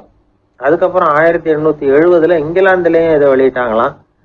அதை வெளியிட்ட முதல் நாள் அன்னைக்கு என்ன நடந்தது தெரியுமா? மக்கள்லாம் ஏதோ நியாய விலை கடையில் நிற்கிறது மாதிரி பெரிய பெரிய கியூ வரிசையில் நின்று இதை வாங்கினாங்களாம். நம்ம நாட்டில் முதல் அஞ்சலகம் 1927 கல்கத்தாவில் ஆரம்பமாயிருக்கு. இன்னைக்கும் அஞ்சலகம் இல்லாத இடமே இல்லை. அந்த அளவுக்கு அஞ்சல் போக்குவரத்து அதிகமாக இருக்குது. அன்னைக்கு உள்நாட்டில் ஒருத்தருக்கு ஒருத்தர் தகவல் பரிமாற்றம் செய்து கொள்ள மலிவான ஒரு அஞ்சல் அட்டையை அரசாங்கம் வெளியிடலாம் அப்படின்னு பேராசிரியர் எழுதின கட்டுரை இன்னைக்கு எந்த அளவுக்கு ஆகியிருக்கு பார்த்தீங்களா? ஒருத்தன் ஒரு தபால் பெட்டிக்கு பக்கத்தில் தலையை வச்சுக்கிட்டு அவன் பாட்டுக்கு நின்றுட்டு இருந்திருக்கான். அங்கே இருந்து இன்னொருத்தன் கேட்டிருக்கான், என்ன ஆச்சுன்னு. கொஞ்ச நேரத்துக்கு முன்னாடி இந்த தபால் பெட்டியில் ஒரு கார்டு எழுதி போட்டேன், விவரமெல்லாம் நல்லா தான் எழுதியிருக்கிறேன், ஆனால் அட்ரஸ் எழுத மறந்துட்டேன் அப்படின்னு. உடனே அவன், அதுக்காக கவலைப்படாத, நான் போட்ட கார்டில் அட்ரஸ் எல்லாம் பின்கோடு உள்பட கரெக்டாக எழுதியிருக்கேன், ஆனால் விவரம் எழுத மறந்துட்டேன் நானா. கவலைப்படாத, கொஞ்ச நேரத்தில் தபால்காரர் வருவார், பெட்டியை திறந்ததும் நம்ம லெட்டரை கேட்டு வாங்கிக்கலாம்னா ஒருத்தன். கொஞ்ச நேரத்துக்கு முன்னாடி அவர் வந்தார், கேட்டேன், அதுக்கப்புறம் தான் மனசுக்கு ரொம்ப கஷ்டமாக போச்சு நானா. இவன் ஏண்டான்னு கேட்டிருக்கான். அவன், இது தபால் புட்டு இல்லையா. ஒரு நண்பர் யாருக்கோ ஃபோன் பண்ணிகிட்டு இருந்தார். அவர் பேசி முடித்ததும் நான் அவரை பார்த்து, இப்போ ஃபோன் பண்ணிங்களே, அந்த ஃபோன் நம்பர் என்ன அப்படின்னு கேட்டேன். அவர் தலையை சொரிஞ்சுக்கிட்டார், ஞாபகம் வரலன்னார். சரி சார், அதை விடுங்க, உங்கள் மனைவி பேர் என்ன அப்படின்னு கேட்டேன். மாலதின்னார். என்ன சார் இது வேடிக்கை, கொஞ்ச நேரத்துக்கு முன்னாடி பேசின ஃபோன் நம்பர் மறந்து போச்சு, எப்போவோ கல்யாணம் பண்ணிக்கிட்ட மனைவி பேர் மறக்கலை, அதை கரெக்டாக சொல்லிவிட்டீங்களே அப்படின்னு கேட்டேன். அவர் என்ன ஒரு மாதிரியாக பார்த்தார். அவர் அப்படி என்னை பார்த்ததில் ஒன்றும் தப்பு இல்லை, ஏன்னா நாம் எல்லாருமே அப்படித்தானே. ஒரு குறிப்பிட்ட காரியத்துக்காக தொலைபேசியில் ஒருத்தட்ட பேசுகிறோம், அதுக்கப்புறம் அந்த எண் நமக்கு அனாவசியம், அதனால் மறந்துடுறோம். இதுக்கு பேர் தான் தற்காலிக ஞாபகம். ஆனால் மனைவி பேரை மறந்துட முடியுமா? முடியாது. அது அவசியமான ஒன்று. அடிக்கடி அந்த பேரை உபயோகப்படுத்துகிறோம், அதனாலேயும் அது முக்கியங்கிறதுனாலேயும் அதை மறக்கறதில்லை. இதுக்கு பேர் நிரந்தர ஞாபகம். சரி, இந்த தற்காலிக ஞாபகம், நிரந்தர ஞாபகம், இது 2 ஞாபக அளவுகளையும் கட்டுப்படுத்துறது எது அப்படின்னா, மூளைக்குள்ள நடக்கிற மின்சார நடவடிக்கைகள் தான். தற்காலிக ஞாபகம் ஒரு மின்னல் மாதிரி தோன்றி மறையுது. நிரந்தர ஞாபகம் ஒரு படிவம் போல மூளையில் படிஞ்சுடுது. ஒரு சம்பவத்தின் பல பிரதிகள் மூளையில் பல்வேறு பகுதிகளிலேயும் படிகிறதுனால ஒன்று மறைஞ்சாலும் மறந்தாலும் இன்னொன்று மறையறதில்லை. இப்படிப்பட்ட நிலைமையில தான் இந்த தொண்டையில் இருக்கு, வாயில் வரமாட்டேங்குது சார் அப்படிமா. ஒருத்தருக்கு எந்த துறையில் ஆர்வமும் ஈடுபாடும் அதிகமோ அது சம்பந்தமான ஞாபக சக்தி அதிகமாக இருக்கும். தொழிலை விரும்புகிற ஒரு டெலிஃபோன் ஆபரேட்டருக்கு எண்கள்லாம் நல்ல ஞாபகம் இருக்கும். அது மாதிரி கவிஞர்களுக்கு வார்த்தைகள் நல்ல ஞாபகத்தில் இருக்கும். இது ஒரு பக்கம் இருந்தாலும் ஒரு மூளை எண்களை விட எழுத்துக்களை விட படங்களை ரொம்ப சுலபமாக ஞாபகத்தில் வச்சுக்குது. புரிஞ்சுக்கிற தன்மை, அனுபவம், புத்தி கூர்மை இது கூடி குறையிறத பொறுத்து ஞாபக சக்தியும் ஏறும் இறங்கும். இப்போ உதாரணத்துக்கு ஒரு பையனுக்கு படித்தது எதுவும் ஞாபகத்தில் இல்லைன்னா அவன் அதை சரியாக புரிஞ்சுக்கலன்னு அர்த்தம். இந்த மறதிங்கிறது எந்த சமயத்தில் ஒரு பிரச்சனை ஆகுது தெரியுமா? உங்களுக்கு வேண்டியப்பட்ட ஒருத்தரை ஞாயிற்றுக்கிழமை சாயந்தரம் சரியாக 5 மணிக்கு கடற்கரைக்கு வர சொல்லிவிட்டு அந்த நேரத்தை மறந்துவிட்டா அது பரவாயில்ல, வர சொன்னதையே மறந்துவிட்டா தான் நிலைமை மோசம்னு அர்த்தம். இப்படி இருந்தால் இது சிகிச்சை எடுத்துக்க வேண்டிய நிலைமைங்கிறத புரிஞ்சுக்கணும். ஆமாம், இதுக்கும் மருந்து இருக்குது. ஆனால் மூளை குறிப்பிட்ட அளவுக்கும் கீழே இயங்குறப்போவோ இன்னொன்று சொல்லுவாங்க, இந்த நியூரோ டிரான்ஸ்மிட்டர் அப்படின்னு சொல்லுவாங்க. அப்படிங்கிற மூளை ரசாயனம் ரொம்பவும் குறைஞ்சி போகிறப்போ மட்டும்தான் உபயோகப்படும். டாக்டர் என்ன சொல்கிறாங்க தெரியுமா? மூளையை பொறுத்த வரைக்கும் அதில் ஞாபக சக்தி அதிகமாக உள்ள மூளை, மறதி உள்ள மூளை அப்படின்னு ஒன்றும் கிடையாது அப்படிங்கிறாங்க. நினைவு வச்சுக்கிறதுக்கு பயிற்சி அளிக்கப்பட்ட மூளை, பயிற்சியற்ற மூளை அப்படின்னு வேணும்னா சொல்லலாம் அப்படின்னு சொல்கிறாங்க. அதனால் நம்ம ஞாபக சக்திங்கிறது நம்மக்கிட்ட இருக்கிற பயிற்சி, முயற்சி இதை பொறுத்து தான் அமையும். ஒருத்தர் ஒரு பென்சிலை எங்கேயோ வச்சுக்கிட்டு தேடிக்கிட்டு இருந்தார். அப்புறம் என்னமோ தீவிரமாக யோசனை பண்ணி அதை ஞாபகப்படுத்தி பார்த்துக்கிட்டு இருந்தாராம். எதிரில் உட்காந்துருந்தவர் சொன்னார், பென்சிலை தானே தேடிக்கிட்டு இருக்கீங்க, அது உங்கள் வலது காதில் இருக்குது சார் அப்படின்னாராம் அவர். இதுக்கு அவர் சொல்லியிருக்காரு, பென்சிலை வலது காதில் தான் வச்சுருக்கேங்கிறது எனக்கு நல்லா ஞாபகம் இருக்குது, ஆனால் எது வலது காதுங்கிறது தான் மறந்து போச்சு அப்படின்னாராம்.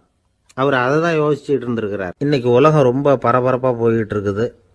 பொறுமையாக இருக்கணும்னு நினைக்கிறவங்களால கூட அப்படி இருக்க முடியறதில்ல. பொறுமையை சோதிக்கிறது மாதிரி பல சம்பவங்கள், அதையெல்லாம் சந்திச்சே தீர வேண்டியிருக்குது. எங்கே போனாலும் க்யூவில் நிற்க வேண்டியிருக்குது, எங்கே போனாலும் காத்துக்கிட்டு இருக்க வேண்டியிருக்கு. ஆஃபீஸ்லேயோ வீட்லேயோ கூட நீங்கள் நிதானமாக பொறுமையாக நடந்துக்க தெரியலன்னா உங்களுக்கு சிடுமூஞ்சி, முசுடு இப்படிலாம் பேர் வச்சுருவாங்க. அது உங்களுக்கு தேவையா? சரி, வாழ்க்கையில் பொறுமைசாலின்னு பேர் வாங்கிறதுக்கு என்ன வழி? முதல் பாயிண்ட், நீங்கள் நினைக்கிறது, எதிர்பார்க்கறது, செய்யறது எல்லாமே 100% கரெக்டாக நடக்கணும்னு ஆசைப்படக்கூடாது. எதுவாக இருந்தாலும் அதில் ஓரளவுக்கு தவறு நடக்கலாம் அப்படிங்கிறத எதிர்பார்த்தே இருக்கணும். ஓரளவுக்கு அதை அனுமதிக்கணும். ஒரு நண்பரை 6 மணிக்கு ஒரு இடத்துக்கு வர சொல்லியிருக்கிறீங்க, 6 மணிக்கு அவர் வரலை, உடனே பொறுமை இழந்து நடந்துக்கக்கூடாது. ஒரு 10 நிமிஷம் டிலே ஆகலாம். ஒரு வர்ற வழியில் பஸ்ஸு கூட ஏதாவது டிராஃபிக்கில் மாட்டியிருக்கலாம். அதெல்லாம் எதிர்பார்த்தே கொஞ்சம் காத்திருக்கிறதுல ஒன்றும் தப்பு இல்லை. சில சமயம் டிலே ஆகிறது கூட நல்லதாக முடியும். ஒரு பஸ்ஸை தவற விட்டுட்டு ஐயோ கொஞ்சம் ஒரு 2 நிமிஷம் முன்னாடி வந்திருந்தா பிடிச்சிருக்கலாமே அப்படின்னு தவிச்சிக்கிட்டு இருப்பாங்க சில பேர். அடுத்தபடியாக வர்ற பஸ்ஸு நேரடியாக நீங்கள் போக வேண்டிய இடத்துக்கே கொண்டு போய் விடுற பஸ்ஸாக கூட இருக்கலாம். அது உங்களுக்கு முன்னாடி தெரியாதுல்ல. சில நெருக்கடியான சூழ்நிலைகளை தமாஷா எடுத்துக்கிறதுக்கு பழகிக்கணும். சில இடங்களுக்கு போகிறப்ப காத்திருக்கிறதுக்கு நம்ம மனசை தயார்படுத்திக்கிட்டே போகணும். ஒரு ரயிலுக்கோ பஸ்ஸுக்கோ அல்லது விமானத்துக்கோ கப்பல் பிரயாணத்துக்கோ போகிறப்போ அங்கே போய் நீங்கள் மணிக்கணக்கில் கூட காத்துக்கிட்டு தான் இருக்கணும். புறப்படுற நேரம் கூட மாறலாம். நீங்கள் போய் சேர்ந்ததும் அது உடனே புறப்படணும்னு கட்டாயமாக என்ன? அது மாதிரி சமயத்தில் படிக்கிறதுக்குன்னு சில சுவாரஸ்யமான புத்தகங்களையும் கையில் எடுத்துக்கலாம். உங்களை சுற்றி எவ்வளவோ சுவாரஸ்யமான சம்பவங்கள் நடந்துக்கிட்டு இருக்குதுல்ல, அதையெல்லாம் வேடிக்கை பாருங்கள். எதுக்காக காத்துக்கிட்டு இருக்கிறோமோ அந்த காரியத்தில் உண்மையாகவே நமக்கு ஒரு அக்கறை இருந்தால் நமக்கு போர் அடிக்காது. சில கோயில்களில் பார்த்துருப்பீங்க, தரிசனத்துக்காக பக்தர்கள் நாள் கணக்கில் காத்துக்கிட்டு இருப்பாங்க. அவங்களெலாம் அழுத்துக்கிறது இல்லை. ஆண்டவனை தரிசிக்கணுங்கிற உண்மையான அக்கறை இருக்கிறதுனால அவங்களுக்கு போர் அடிக்கிறது இல்லை. ஆனால் சில சினிமா தியேட்டரில் கூட பார்க்கலாமே, சினிமா கியூ கூட அப்படி தான். சாயந்தரம் 6 மணி ஆட்டத்துக்கு காலம்பரம் 6 மணிக்கே போய் கூட காத்துக்கிட்டு இருப்பாங்க. அவங்களுக்கெல்லாம் போர் அடிக்காது, படம் பார்க்குற ஆர்வம். இன்னொரு முக்கியமான விஷயத்தை நாம் பழக்கப்படுத்திக்கணும். லிவ் ஃபார் தி மூமெண்ட் அப்படிங்கிறாங்க நிபுணர்கள். ரொம்ப பேர் எப்படின்னா அடுத்தபடியாக நடக்க போகிற விஷயத்திலேயே கவனமாக இருப்பாங்க. அந்த நினைப்புலேயே இந்த நிமிஷத்தை பொறுமை இல்லாமல் கழிப்பாங்க. ஒருத்தர் இருக்கார், அவர் எப்படின்னா ஆஃபீஸ் முடியறதுக்குள்ளேயே சார் 5 மணிக்கெல்லாம் ரெடியாக இருங்க, நாம் அந்த ஹோட்டலில் போய் டிஃபன் சாப்பிட்ணும் அப்படின்னு 4 மணிலேருந்து சொல்லிகிட்டு இருப்பார். 4:55 பரபரப்பாக ஓடி வருவார். 2 பேரும் புறப்படுவோம், ஹோட்டலுக்கு போவோம், சாப்பிட்டுக்கிட்டு இருப்போம். அப்படி சாப்பிட்டுட்டு இருக்கிறப்ப சார் சாப்பிட்டு முடித்ததும் நேராக ஒரு ஜவுளி கடைக்கு போகிறோம் அப்படிம்பார். பரபரக்க சாப்பிட்டு முடிப்பார், புறப்படுவார். ஜவுளி கடையில் அவசரமாக சீக்கிரம் பில் போடுங்க சார், சினிமாவுக்கு நேரம் ஆகிடும்பார். சினிமா தியேட்டரில் உட்காந்து அடுத்தபடியாக எங்கே டின்னர் சாப்பிட்றதுன்னு யோசனை பண்ணிகிட்டு இருப்பார். ராத்திரி படுக்கையில் விழுந்ததுக்கு அப்புறமும் நாளைக்கு காலையில் எழுந்திரிச்சதும் அதை பண்ணணும் இதை பண்ணணும்னு திட்டம் போட்டுக்கிட்டே இருப்பார். அதாவது எப்போவும் அடுத்த நிமிஷம், அடுத்த நாள், அடுத்த வாரம், அடுத்த வருஷம், இதுதான் அவங்க சிந்தனை. இந்த நிமிஷம் என்ஜாய்மெண்ட்டை அவங்க இழந்துடுறாங்களாம். அதனால தான் வாழ்நாள் பூரா பொறுமையின்மை, அவஸ்தை, அல்லல். அதனால் நாம் எல்லாரும் வாழ்க்கையில் நிதானமாக இருக்கிறதுக்கு கற்றுக்கணுமா. அதுக்காக இந்த நிதானத்துக்கு வேறு விதமான அர்த்தம் பண்ணிக்கக்கூடாது. ஒருத்தர் அப்படித்தான் ஒரு தடவை அவருடைய குதிரை காணாமல் போயிட்டு தான். அதுக்காக அவர் கவலைப்படலை, நிம்மதியாக இருந்தார், சந்தோஷமாக இருந்தார். என்ன சார் இது, உங்கள் குதிரை திருட்டு போயிட்டுதுங்கிறீங்க, நீங்கள் கவலைப்படாமல் இருக்கிறீங்களே அப்படின்னு கேட்டாங்களாம். அதுக்கு அவர் சொல்லியிருக்கார், நல்ல வேலை சார், கட்டியிருந்த குதிரை காணாமல் போயிருக்குது. நான் அது மேலே உட்காந்துருக்கிற சமயம் அது காணாமல் போயிருந்ததுன்னா, திருட்டு போயிருந்ததுன்னா நானும் சேர்ந்தில் காணாமல் போயிருப்பேன் அப்படின்னாராம். எவ்வளவு நிதானமான ஆள் பாருங்க. நாட்டில் நல்லவங்க ஒருத்தர் 2 பேர் இருக்கிறதுனால தாங்க மழையே பெய்யுது அப்படின்னு சொல்கிறது உண்டு. நல்லார் ஒருவர் உளரேல் அவர் பொருட்டு எல்லாருக்கும் பெய்யும் மழை. சில சமயம் ரொம்ப பேர் திடீர்னு நல்லவங்களாகிடுவாங்க போல இருக்கு. அதனால தான் விடாமல் பேய் மழையாக கொட்டி தீர்த்துடுது. எல்லாரும் நல்லவங்களாகிட்டா உலகமே தாங்காது போல இருக்க. அப்பப்போ ஒருத்தர் 2 பேர் நல்லவங்களாகணும், அப்போ தான் சீராக மழை பெய்யும். மாதத்துக்கு 3 பேர் நல்லவங்களானா மாதம் மும்மாரி பொழியும். இதெல்லாம் வேடிக்கை பேச்சு. இப்போ இதெல்லாம் ஒரு பக்கம் இருக்கட்டும், இப்போ விஷயத்துக்கு வருவோம். ஒரு கும்பலில் நல்லவன் யார் அப்படிங்கிறத எப்படி கண்டுபிடிக்கிறது? இதுக்கு ஒரு வேடிக்கை கதை உண்டு. என்னுடைய நண்பர் ஒருத்தருக்கு அவங்க பாட்டியம்மா சொன்ன கதையா அது. அது என்ன கதைன்னா, ஒரு ஊரில் ஒரு சமயம் பலமான மழை பெய்ய ஆரம்பிச்சுட்டு தான். இடி மின்னல் ரொம்ப கடுமையாக இருந்திருக்குது. ஆரம்பித்த மழை வர வர கடுமையாகிட்டு இருக்குதே தவிர நிற்கிற பாடா தெரியல. ஊர் ஜனங்கள்லாம் பார்த்தாங்க. இதுக்கு மேலேயும் வீட்டுக்குள்ளே இருந்தால் ஆபத்துங்கிறத புரிஞ்சுக்கிட்டாங்க. ஏன்னா வீடெல்லாம் இடிஞ்சி விழுந்துருமோங்கிற பயம். உடனே எல்லாரும் புறப்பட்டு ஊருக்கு பொதுவாக இருந்த ஒரு மண்டபத்தில் போய் தங்கிக்கிட்டாங்க. மின்னல் கடுமையாக இருந்தது. இடி எந்த நேரத்துலையும் விழலாம்ங்கிற நிலைமை. எப்போ விழலாம்னு பார்த்துக்கிட்டு இருக்குது. அந்த மண்டபத்தில் இருந்த ஜனங்கள் மனசுக்குள்ள ஒரு பயம். நம்ம கூட்டத்தில் யாராவது ஒரு கெட்டவன் பாவம் பண்ணவன் இருந்தால் கூட இடி இந்த மண்டபத்தில் விழுந்துரும், அது எல்லாருக்கும் ஆபத்து அப்படின்னு நினச்சாங்க. சரி, இதுக்கு என்ன பண்ணலாம் அப்படின்னு யோசனை பண்ணாங்க. அந்த கூட்டத்தில் ஒரு பெரியவர் இருந்தார். அவர் ஒரு யோசனை சொன்னார். இதோ பாருங்க, அதுக்கு ஒரு வழி இருக்குது. அதோ எதிர்த்தாப்புல கொஞ்சம் தூரத்தில் ஒரு உயரமாக மரம் ஒன்று இருக்குது பாருங்க. பொதுவாக இடி சுலபமாக விழறது அது மாதிரி உயரமான மரத்தில் தான். நம்ம கூட்டத்தில் இருக்கிறவங்க எல்லாரும் ஒவ்வொருத்தராக போய் அந்த மரத்தை தொட்டு விட்டு திரும்பி வந்துடணும். நம்மள பாவம் பண்ணவன் யாரோ அவன் அந்த மரத்தை தொடுற சமயத்தில் இடி விழுந்துரும், அவன் மட்டும் போயிடுவான், மண்டபத்தில் இருக்கிற நாமெல்லாம் பொழைச்சிக்கலாம் அப்படின்னு ஐடியா கொடுத்தாரு அந்த பெரியவர். இது நல்ல யோசனையாக பட்டது. எல்லாரும் ஒத்துக்கிட்டாங்க. ஒவ்வொருத்தராக போய் அந்த மரத்தை தொட்டு விட்டு திரும்பி வந்தாங்க. இடி எதுவும் விழலை. இன்னமும் பாவம் பண்ண ஆசாமி அதை போய் தொடலை போல இருக்கு அப்படின்னு நினச்சிக்கிட்டாங்க. ஒவ்வொருத்தராக போகிறாங்க, எல்லாரும் போய் தொட்டுவிட்டு வந்தாச்சு. இன்னும் ஒரே ஒரு ஆசாமி தான் பாக்கி. கடைசியாக இருந்த அந்த ஆள் பயந்துட்டான். இது வரைக்கும் இடி விழலைன்னா இப்போ என்ன அர்த்தம்? இப்போ நாம தான் பாக்கி, நாம தான் தப்பு பண்ண ஆள் போல இருக்கு அப்படின்னு நினச்சிட்டான். அதனால் துணிச்சலாக போய் தொடுறதுக்கு பயந்தான், தயங்கிக்கிட்டே இருந்தான். இருந்தாலும் மற்றவங்கள்லாம் சும்மா இருப்பாங்களா? கட்டாயப்படுத்தி கழுத்தை பிடிச்சி தள்ளாத குறையா அவனை தள்ளி விட்டாங்க, போய் தொட்டுட்டு வாடான்னு. அவன் நடுங்கிட்டே போய் அந்த மரத்தை தொட்டான். அதே வினாடி ஒரு பயங்கரமான மின்னல் இடி விழுந்துட்டுது. எங்கே விழுந்தது தெரியுமா? அந்த ஆள் மேலே இல்லை, மண்டபத்தில் விழுந்தது. மண்டபத்தில் இருந்தவங்க பூரா காலி. அந்த ஒரு ஆள் மட்டும் புழைச்சிக்கிட்டான். இந்த ஒரு ஆளை காப்பாற்றுறதுக்காக தான் இடி மண்டபத்தில் விழாமல் இருந்திருக்குது. இதுதான் கதை. அதனால் நல்லவங்க எப்படியும் தப்பிச்சுக்குவாங்க அப்படிங்கிறது ஒரு நீதி. ஒருத்தன் அப்படி தான் தெருவில் நடந்து போய்கிட்டு இருந்தான், ரொம்ப நல்லவன். எதிரில் ஒருத்தன் சைக்கிளில் வந்துக்கிட்டு இருந்தான். அதில் மோதி இவன் கீழே விழுந்துட்டான். சைக்கிள்காரன் உடனே இறங்கி இவனை தூக்கி விட்டான். இவன் எழுந்திரிச்சு அவனை முறைச்சி பார்த்தான். அப்படி பார்க்காதீங்க சார், நீங்கள் ரொம்ப புண்ணியம் பண்ணியிருக்கீங்க, அதுதான் இப்போ சைக்கிளில் மோதிக்கிட்டீங்க அப்படின்றான். என்ன அப்படி சொல்கிறேன் நான்? இவன் 10 நிமிஷத்துக்கு முன்னாடி நான் லாரி ஓட்டிகிட்டு வந்தேன், அப்போ நீங்கள் எதிரில் வந்திருந்தீங்கன்னா என்ன ஆயிருக்கும் அப்படின்னானா அவன். ஒரு நாள் காலை நேரம் ஒரு குரு படுக்கையை விட்டு எழுந்திருக்கிறார். உடனே சீடர்களை பார்த்து எல்லாரும் இப்படி வாங்கங்கிறார். எல்லாரும் வர்றாங்க வேகமாக. என்னங்க வேணும் உங்களுக்கு அப்படிங்கிற மாதிரி எல்லாரும் குருவை பார்த்தாங்க பயபக்தியோட. குரு அந்த சீடர்களை பார்த்து, இதை பாருங்கள், இப்போ நான் ஒரு சிக்கலான விவகாரத்தில் மாட்டிக்கிட்டு இருக்கிறேன், அதை நீங்கள் தீர்த்து வச்சா நல்லதுன்னார். சீடர்களுக்கு ஒன்றும் புரியல. என்ன இது இவர் இப்படி சொல்கிறாரு, நமக்குள்ள எல்லா விவகாரங்களையும் தீர்த்து வைக்கிறவர் நம்ம குருநாதர், அவருடைய விவகாரத்தை நாம் தீர்த்து வைக்கிறதா, ஆச்சரியமாக இருக்குதே, குருநாதருக்கே சிக்கலா அப்படின்னு யோசனை பண்ண ஆரம்பித்தாங்க. இருந்தாலும் ரொம்ப பணிவாக கேட்டாங்க, சுவாமி உங்களுக்கே சிக்கலா? இந்த உலகத்து சிக்கல்களுக்கும் சிரமங்களுக்கும் அப்பாற்பட்டவர் அல்லவா தாங்கள், அப்படிப்பட்ட உங்களுக்கு சிக்கல்னா அது எப்படி அப்படின்னாங்க. எனக்கு ஏற்பட்டிருக்கிற சிக்கல் அவ்வளவு பெருசு, ரொம்ப பெரிய விவகாரம் அது அப்படின்னார் குரு.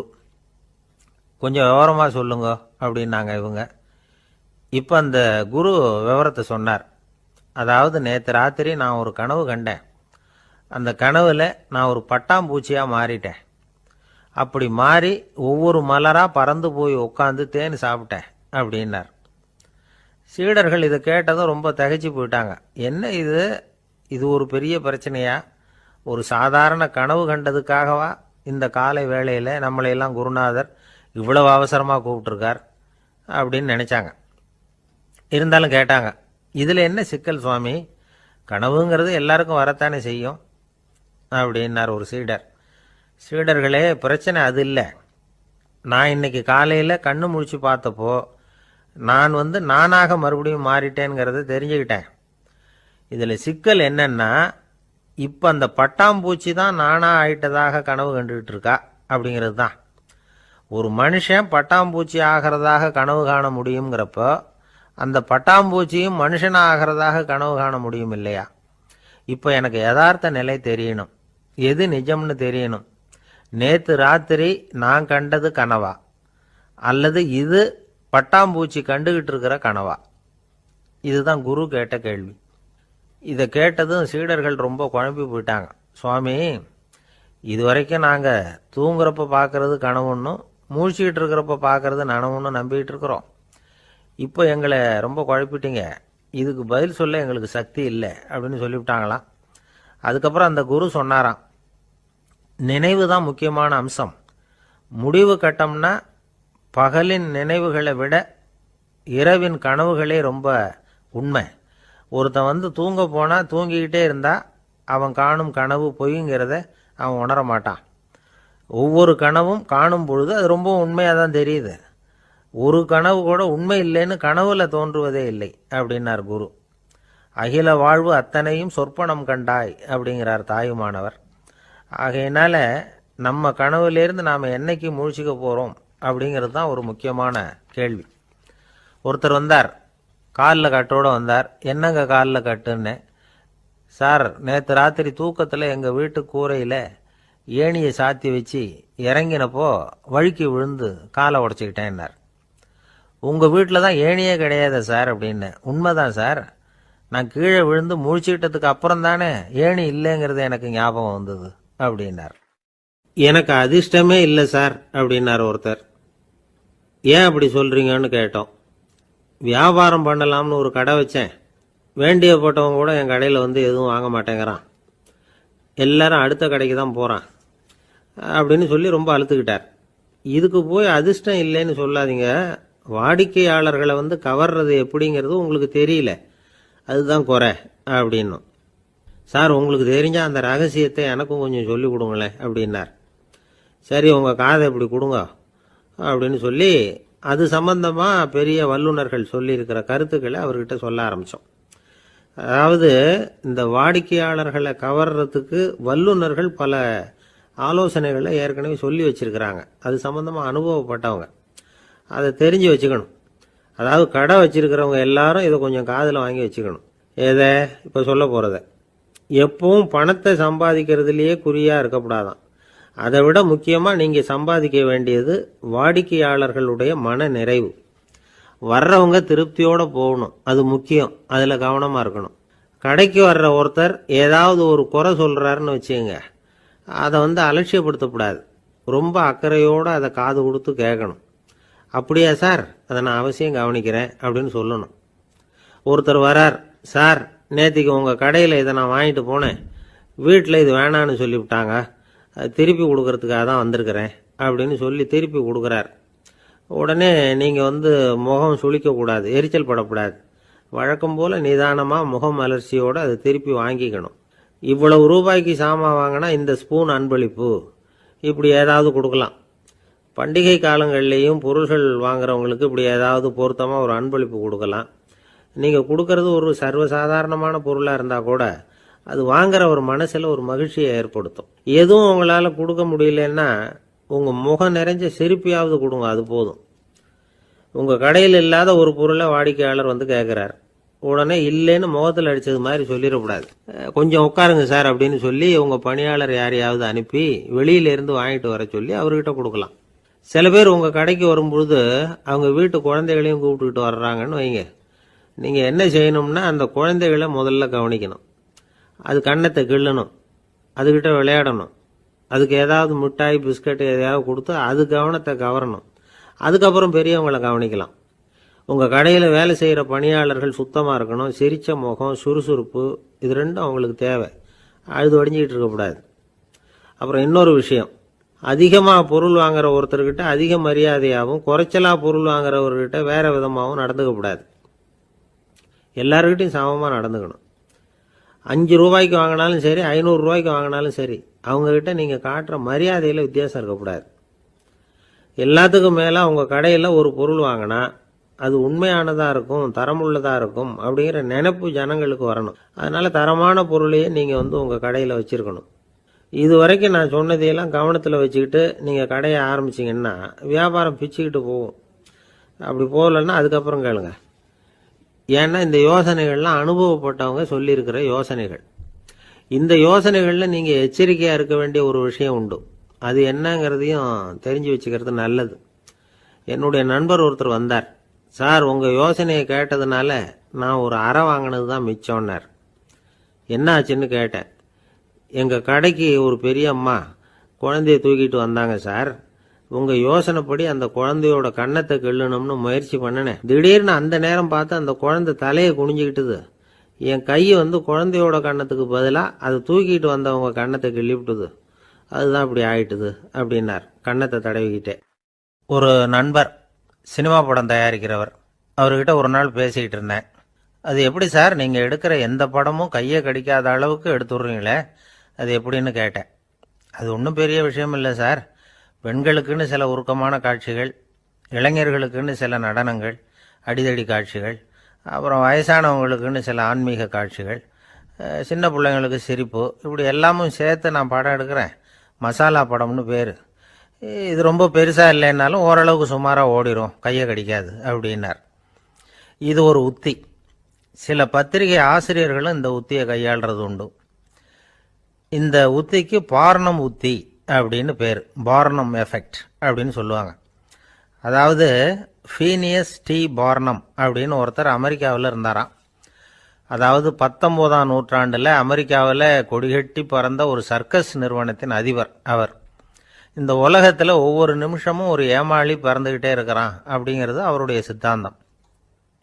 ஒவ்வொருத்தரையும் திருப்திப்படுத்துகிற அளவுக்கு அம்சங்களை கொஞ்சம் கொஞ்சமாக கலந்து கேளிக்கை நிகழ்ச்சிகளை நடத்தினது தான் அவருடைய மகத்தான வெற்றிக்கு காரணம்.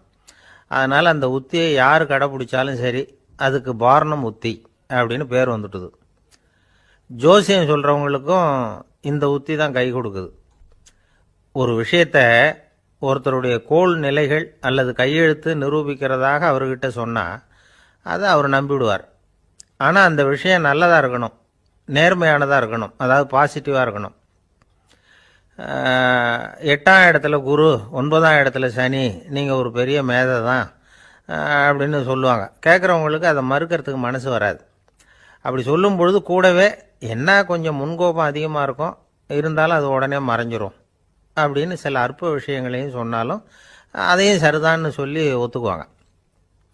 ஆளுமையை எடை போடுகிற ஒரு நிறுவப்பட்ட உத்தியின் மூலமாக தன்னுடைய குணாதிசயங்கள் கண்டுபிடிக்கப்பட்டதாக அவர் நம்புறது தான் இதுக்கு காரணம். இந்த மாதம் பணத்தட்டுப்பாடு கொஞ்சம் இருக்கும், உடம்புல ஏதாவது கொஞ்சம் அசௌகரியம் இருக்கும், வீட்டுக்குள்ளே லேசாக மனஸ்தாபம் வரலாம், இது மாதிரி பொதுப்படையாக சிலதை சொன்னாலே போதும், மக்களை நம்ப வச்சுடலாம். இதெல்லாம் நமக்கு மட்டும்தான் ஏற்படுது அப்படின்னு சொல்லி அவங்க நினைக்கிறது தான் காரணம். இதுதான் பார்னம் உத்திங்கிறது. மனிதர்கள் பாராட்டுக்களை விரும்புகிறதும் விமர்சனங்களை வெறுக்கிறதும் பார்னம் உத்தியின் அடுத்த கூறு. அதனால் ஒருத்தருக்கு ஜோசியம் சொன்னாலும் சரி, அவருடைய ஆளுமையை மதிப்பிடுறதாக இருந்தாலும் சரி, அவரை புகழற மாதிரி இருந்தாலும் சரி, அப்படி இருந்தால் தான் அது சரியாக இருக்கும். சாதகமான விஷயங்களை அதிகமாகவும் பாதகமான விஷயங்களை நாசூக்காகவும் சொன்னால் மக்கள் அதை நம்பிவிடுவாங்க. ஒருத்தரை கருமின்னு சொன்னால் ஏற்றுக்க மாட்டார். அதையே கொஞ்சம் மாற்றி நீங்கள் கொஞ்சம் சிக்கனமான ஆசாமி அப்படின்னு சொன்னால் நீங்கள் சொல்கிறது சரிதான் சார் அப்படிம்பார். நீங்கள் பெரிய செலவாளி தான், இருந்தாலும் நல்ல விஷயங்களுக்கு தான் செலவழிப்பீங்க அப்படின்னு சொல்லணும். இப்படி இந்த வாரணம் உத்தியை கடைபிடிச்சி இன்னைக்கு வெற்றிகரமாக காலம் தள்ளுறவங்க நிறைய பேர் இருக்கிறாங்க. இந்த உலகத்தில் ஒவ்வொரு நிமிஷமும் ஒரு ஏமாளி பறந்துக்கிட்டே இருக்கிறான் அப்படிங்கிறது தான் ஃபீனியஸ் பார்னம் அவர்களுடைய நம்பிக்கை. அதை விட அடுத்தவங்களை ஏமாளியாக நினைக்கிற மனுஷர்கள் தான் இன்னைக்கு உலகத்தில் ரொம்ப அதிகம். ஒருத்தர் தன்னுடைய மேலதிகாரிகிட்ட போய், ஐயா ஒரு நாள் லீவு வேணும், என் தங்கச்சிக்கு கல்யாணம் அப்படின்னார். அவர் பார்த்தார், ஒரு 10 நிமிஷம் வெளியில் இருங்கன்னார்.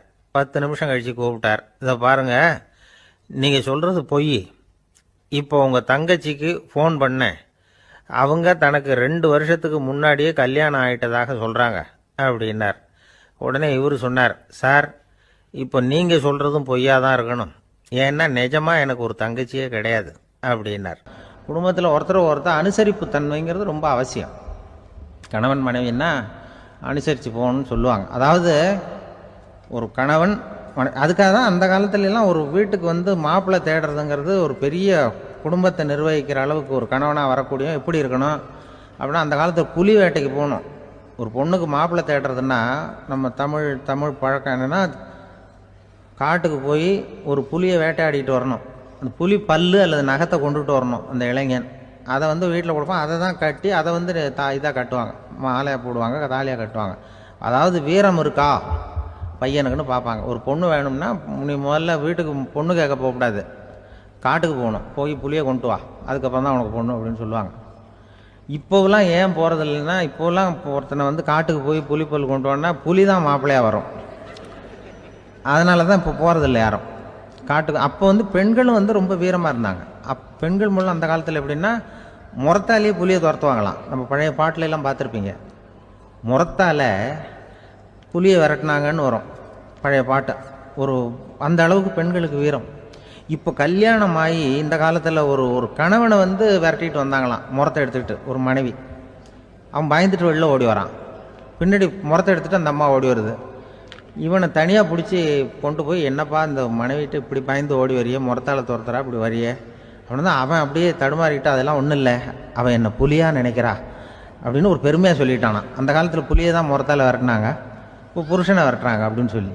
அப்படி அந்த காலத்தில் கணவனுக்கு ஒரு குடும்பத்தை நிர்வகிக்கிற திறமை இருக்கா, உடல் வலிமை தான் முக்கியம். இப்போ கூட மதுரை பக்கத்தில் ஐயாவுக்கு தெரியும், அந்த இளவட்டக்கல்லுன்னு ஒரு ஊர், இப்போ ஊருக்கு ஊர் எல்லையில் கிடக்கும். ஊர் எல்லையில் ஒரு பெரிய கல் கிடக்கும். அந்த ஊருக்கு பொண்ணு கேட்க போகிறவங்க அந்த கல்லை தலைக்கு மேலே தூக்கி காட்டணும், அப்படியே தூக்கி தலைக்கு மேலே வசதி கீழே போடணும். அந்த வலு இருந்தால் தான் நீங்கள் அந்த ஊருக்குள்ளேயே போகலாம், பொண்ணு கேட்கறதுக்கு போகலாம். இல்லைன்னா நீ திரும்பி போக வேண்டியதான். அந்த வலிமை இருக்கா மாப்பிள்ளைங்கன்னு பார்க்குறாங்க. இளவட்டக்கல்லுன்னு பேர். அப்போ என்ன பண்ணாங்கன்னா, ஒரு 1000 வருஷத்துக்கு முன்னாடி அந்த கல்லை தலைக்கு மேலே தூக்கி கீழே போடுவாங்களாம். ஒரு 500 வருஷத்துக்கு முன்னாடி அப்படி கொஞ்சம் தூரம் இடுப்பு அளவுக்கு தூக்கி கீழே போட்டுக்கிட்டு இருந்துருக்குறாங்க. அதுக்கப்புறம் ஒரு 100 வருஷத்துக்கு முன்னாடியெல்லாம் அப்படி முழங்கால அளவுக்கு அப்படி தூக்கி போட்டால் போகிறோம்னு வச்சுருந்தாங்களாம். இப்போ நான் அந்த ஊருக்கு என் கூட பழனிசாமின்னு ஒருத்தர் இருக்கார். அவர் போய், உனக்கு எப்படிப்பா இந்த ஊரில் கல்யாணம் ஆச்சு அப்படின்னா, இப்போலாம் நாங்கள் தொட்டு கும்பிட்டா போகிறோம், அதை அசைக்கிறது கூட இல்லை. அப்படி ஆகிட்டுது. ஒரு குடும்பத்தை கணவனாக வரப்போகிறவனுக்கான தகுதி அந்த காலத்தில் அப்படி இருந்துதான். அப்படி கணவன் தேர்ந்தெடுக்கிறது, குடும்ப தலைவனை தேர்ந்தெடுக்கிறது ஒரு பெரிய காரியம். ஒரு பெரிய செல்வந்தர் போட்டி வச்சாராம், ஒரு நீச்சல் குளம், அதில் யார் வேணாலும் குதித்து அந்த பக்கம் போய் கரையிடலாம். அந்த நீச்சல் குளத்தில் விஷப்பாம்புலாம் கிடக்கு. யார் துணிஞ்சி அந்த விஷப்பாம்பு இருக்கிற குளத்தில் குதித்து அந்த பக்கம் போய் கரையேறானோ அவனுக்கு ஒரு 100 ஏக்கர் நிலம் கொடுப்பேன், அது வேண்டான்னா ஒரு 1000 ஆடு கொடுப்பேன், அதுவும் வேண்டான்னா என் பொண்ணை கொடுப்பேன் அப்படின்னு போட்டி வச்சார். அதான் மாப்பிள்ளையை தேர்ந்தெடுக்கிறதுக்கு அவர் ஒரு வழி, நீச்சல் குளத்தில் குதிச்சு கரையேறணும். இப்போ அந்த ஊரில் இருக்கிற இளைஞர்கள்லாம் பார்க்குறாங்க அந்த குளத்தில் குதிக்கணும்னு. ஆனால் குளத்தில் ஒரு விஷப்பாம்புலாம் கிடக்கு. இது என்ன பண்ணுறதுன்னு பார்த்தா யாருமே குதிக்கிறதுக்கு தைரியம் வரல. திடீர்னு ஒருத்தன் துணிஞ்சு குதிச்சான். படபடன்னு அடிச்சுட்டு போய் அந்த பக்கம் கரையேறிட்டான். கரையேறின உடனே பரவாயில்லையே ஒரு ஆள் வந்துட்டான்னு சொல்லி அவனை அந்த இளைஞனை போய் பிடிச்சிட்டு வந்தாங்க. அந்த பெரியவர் கேட்டார், ஏப்பா இவ்வளவு பெரிய விஷப்பாம்பெல்லாம் கிடக்கிற நீச்சல் குளத்தில் நீ துணிஞ்சு குதித்து கரையேறி இருக்கிற, உனக்கு என்ன 1000 ஏக்கர் நிலம் கொடுத்துறவா, 100 ஏக்கர் நிலம் கொடுக்கவா சொல்கிறப்படி அப்படின்னா வேண்டாம் சார்ன்றான். ஓஹோ அப்படின்னா ஒரு 1000 ஆடு வேணுமா உனக்கு அப்படின்னா அதுவும் வேண்டாம் சார். ஓ அப்படின்னா என் பொண்ணு வேணுமா அப்படின்னா அதுவும் வேண்டாம் சாருங்கிறான். அப்புறம் எதுக்குடா குதிச்சுன்ட்டு என்ன உனக்கு என்ன தான் வேணும் அப்படின்னு கேட்டிருக்கார். என்னை எவன் பிடிச்சி தள்ளி விட்டவன்னு தெரியணும் அப்படின்ட்டுருக்கான்.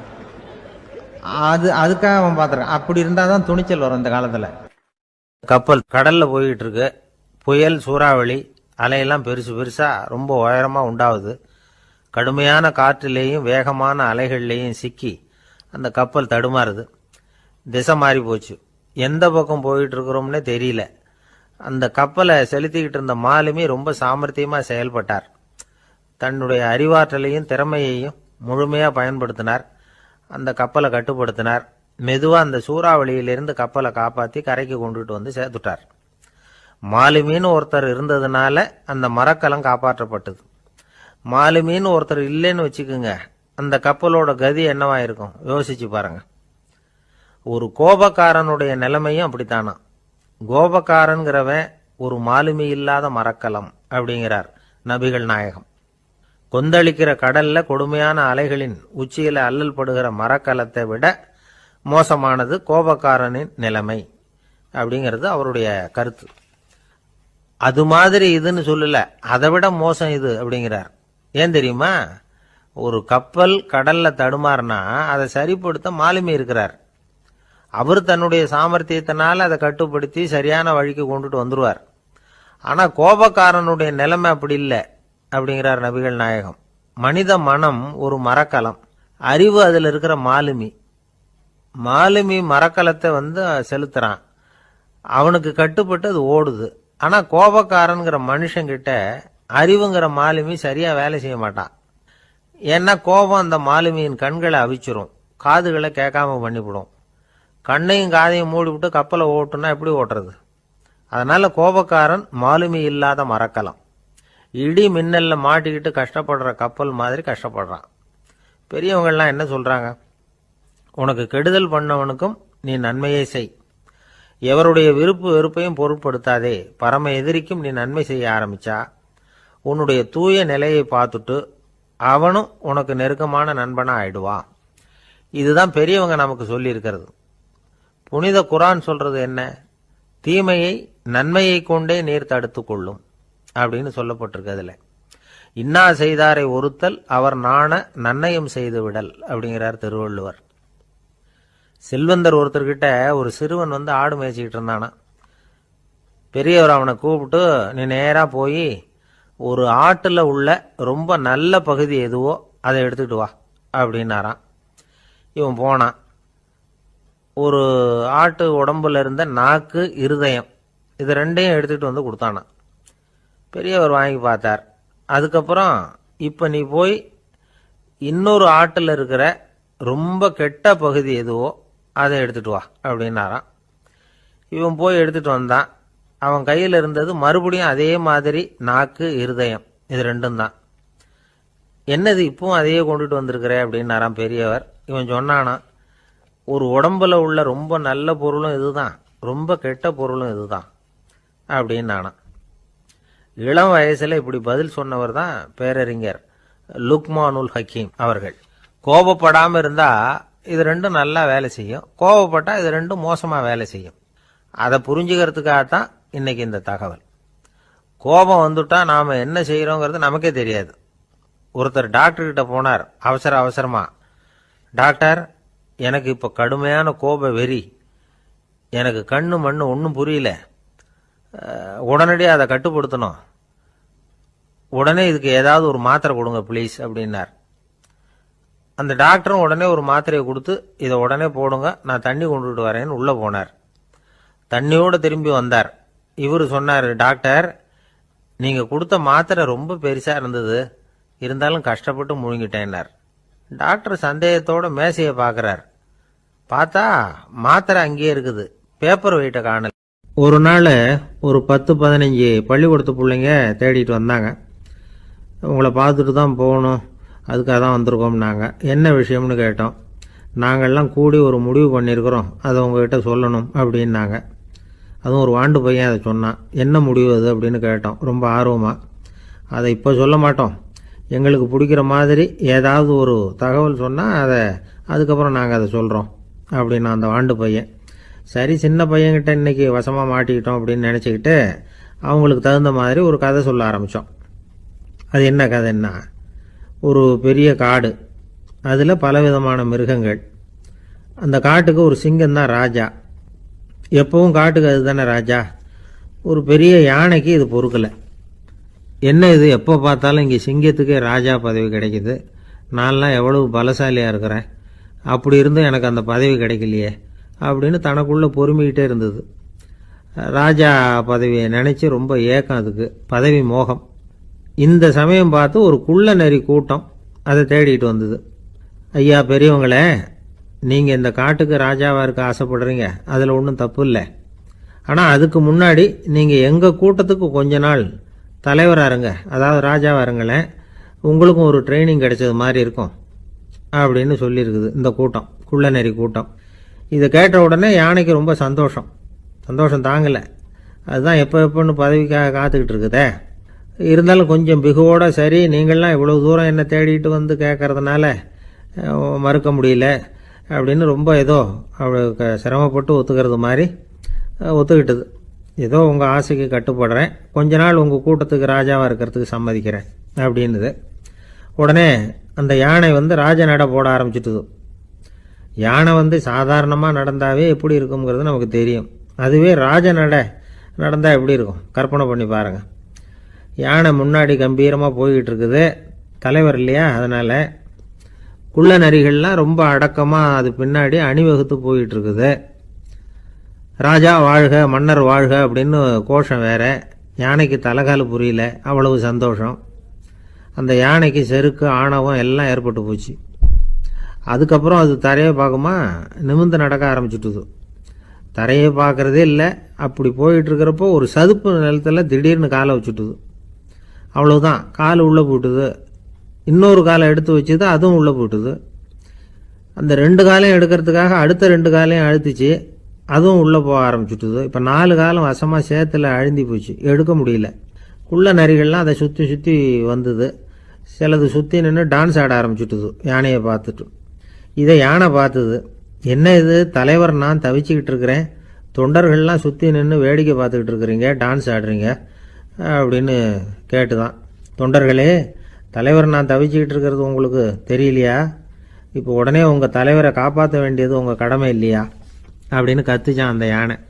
குள்ள நரிகளில் ஒன்று முன்னாடி நின்று அந்த யானையை பார்த்து தான், தலைவரே எங்களுக்கு ரொம்ப நாளாக ஒரு ஆசை, அந்த ஆசையை நிறைவேற்றிக்கிறதுக்காகத்தான் உங்களை எங்கள் தலைவராக ஏற்றுக்கிறோம்னு சொன்னோம் அப்படின்னு தான். என்ன ஆசைன்னு கேட்டிருக்கு யானை. யானை கறி சாப்பிட்டு பார்க்கணுங்கிறது எங்களுக்கு ரொம்ப நாளாக ஆசை, அது இன்றைக்கி தான் நிறைவேற போகுது அப்படின்னு தான் அந்த நரி. இதை கேட்ட உடனே அந்த யானை அப்படியே மூர்ச்சி ஆகிட்டு தான். நரிகள்லாம் அது மேலே ஏறி குதற ஆரம்பிச்சுட்டு தான். பதவி மேலே இருந்த பேராசை அந்த பலசாலியான யானையையே மாட்டி விட்டுட்டுது பார்த்தீங்களா அப்படின்னு சொல்லி முடித்தோம் இந்த கதையை அந்த சின்ன பிள்ளைங்கக்கிட்ட. சரிங்க, இப்போ நாங்கள் உங்களை தேடி வந்த விஷயம் என்னங்கிறத சொல்லவா அப்படின்னா ஒரு வாண்டு பையன். சீக்கிரம் சொல்லு தம்பி, சஸ்பென்ஸ் தாங்கலை அப்படின்னோம். அவன் மெதுவாக எங்களை பார்த்து சொல்கிறான், எங்களுக்கு கொஞ்ச நாள் நீங்கள் தலைவராக இருந்தால் தேவலை அப்படின்னா. என் கூட வேலை பார்க்குறப்போ ஒரு அம்மா இருந்தாங்க. அவங்க எப்போதும் அவங்க வீட்டுக்காரர் படத்தையே வச்சுருப்பாங்க, கையில் பத்திரமா வச்சுருப்பாங்க. அவ்வளவு மரியாதை மதிப்புன்னு சொல்லி நாங்கள்லாம் அவங்கள பெருசாக நினைப்போம். இது எதுக்குமா அவங்க வீட்டுக்காரர் படத்தை பத்திரமா இல்லை கையிலேயே வச்சுருக்கீங்களே, ஆஃபீஸுக்கெல்லாம் எடுத்துகிட்டு வந்து வச்சு அடிக்கடி எடுத்து பார்த்துக்குவாங்க, அவ்வளவு பிரியமாக அவங்க வீட்டுக்காரர் இல்லை. ஆமாம், எனக்கு ஏதாவது பிரச்சனை வந்துட்டுதுன்னா உடனே எங்கள் வீட்டுக்காரர் படத்தை எடுத்து பார்ப்பேன். பரவாயில்லையே இப்படி ஒரு இதாக. ஆமாம், இதை பார்த்துட்டு நினச்சிக்குவேன், இதை விட பிரச்சனை வேறு என்ன இருந்துட போகுது உலகத்தில் அப்படின்னு நினச்சிக்குவேன். உடனே எனக்கு எல்லாம் போயிடும் அப்படின்ட்டு தான். அப்படி ஒரு அம்மா இருந்தாங்க, இப்போ இருக்காங்க, வேலை பார்த்துக்கிட்டு இருக்காங்க. அப்படிலாம் நீங்கள் இருக்கிற தாய்மார்கள் பெண்கள் யாராவது அப்படி கூட பண்ணலாம். எப்போதுமே உங்கள் வீட்டுக்காரர் படத்தை கையில் வச்சுக்கோங்க. அது ஒரு யோசனை, குடும்பம் குதூகலமாக இருக்கிறதுக்கு அது ஒரு யோசனை. அதே மாதிரி இவங்களும் அவங்க படத்தை வச்சுக்கலாம், வச்சுக்கிட்டு பிரச்சனை வரும்பொழுது பார்த்துக்கணும். இதை விட நமக்கு என்ன வந்துட போகுது பெருசா அப்படி தான் இருக்கணும். குடும்பம் வந்து நல்லபடியாக இருக்கணும்னா அதுக்கு இப்போ சொல்லுவாங்க, கடவுளே வந்து ஒரு வீட்டு கணவன் வீட்டு தலைவர் கனவுல வந்தாராம். கடவுள் வந்து இது மாதிரி உன்னை விட்டுட்டு உங்கள் குடும்பத்தை உன்னையெல்லாம் விட்டுட்டு போக போகிறேன்னா, அதனால் ஏதாவது வரம் வேணும்னா கேட்டு போய் வாங்கிக்கோ அப்படின்னு கடவுள் சொன்னாராம் இந்த குடும்ப தலைவர்கிட்ட. அவருக்கு என்ன கேட்குறதுன்னு புரியல. கடவுள் வந்து விட்டுட்டு போகிறேங்கிறாரு, ஏதாவது வரம் கேட்டுக்கோ அப்படின்னு நம்ம என்ன பண்ணுறது, என்ன கேட்குறதுன்னு ஒன்றும் புரியல. குழம்பிக்கிட்டு இருந்தான் அந்த ஆள் கனவுல. இப்போ கடவுள் சொன்னாரா, சரி நீ ரொம்ப குழப்பமாக இருக்க, நாளைக்கு மறுபடியும் உன் கனவுல வரேன், அதுக்குள்ளே நீ முடிவு பண்ணி வை, உனக்கு என்ன வரம் வேணுமோ கேட்டு வாங்கிக்கோ, உனக்கு வரம் கொடுத்துட்டு நான் போயிடுறேன், உன்னை விட்டுட்டு போகிறதா நான் முடிவு பண்ணிட்டேன் அப்படின்ட்டுருக்காரு கடவுள். சரி ஒரு நாள் அவகாசம் கொடுங்க, நாளைக்கு நான் அதுக்குள்ளே முடிவு பண்ணி வைக்கிறேன்ட்டு அவர் வந்தார். மறுநாள் முழிச்சுக்கிட்டார்.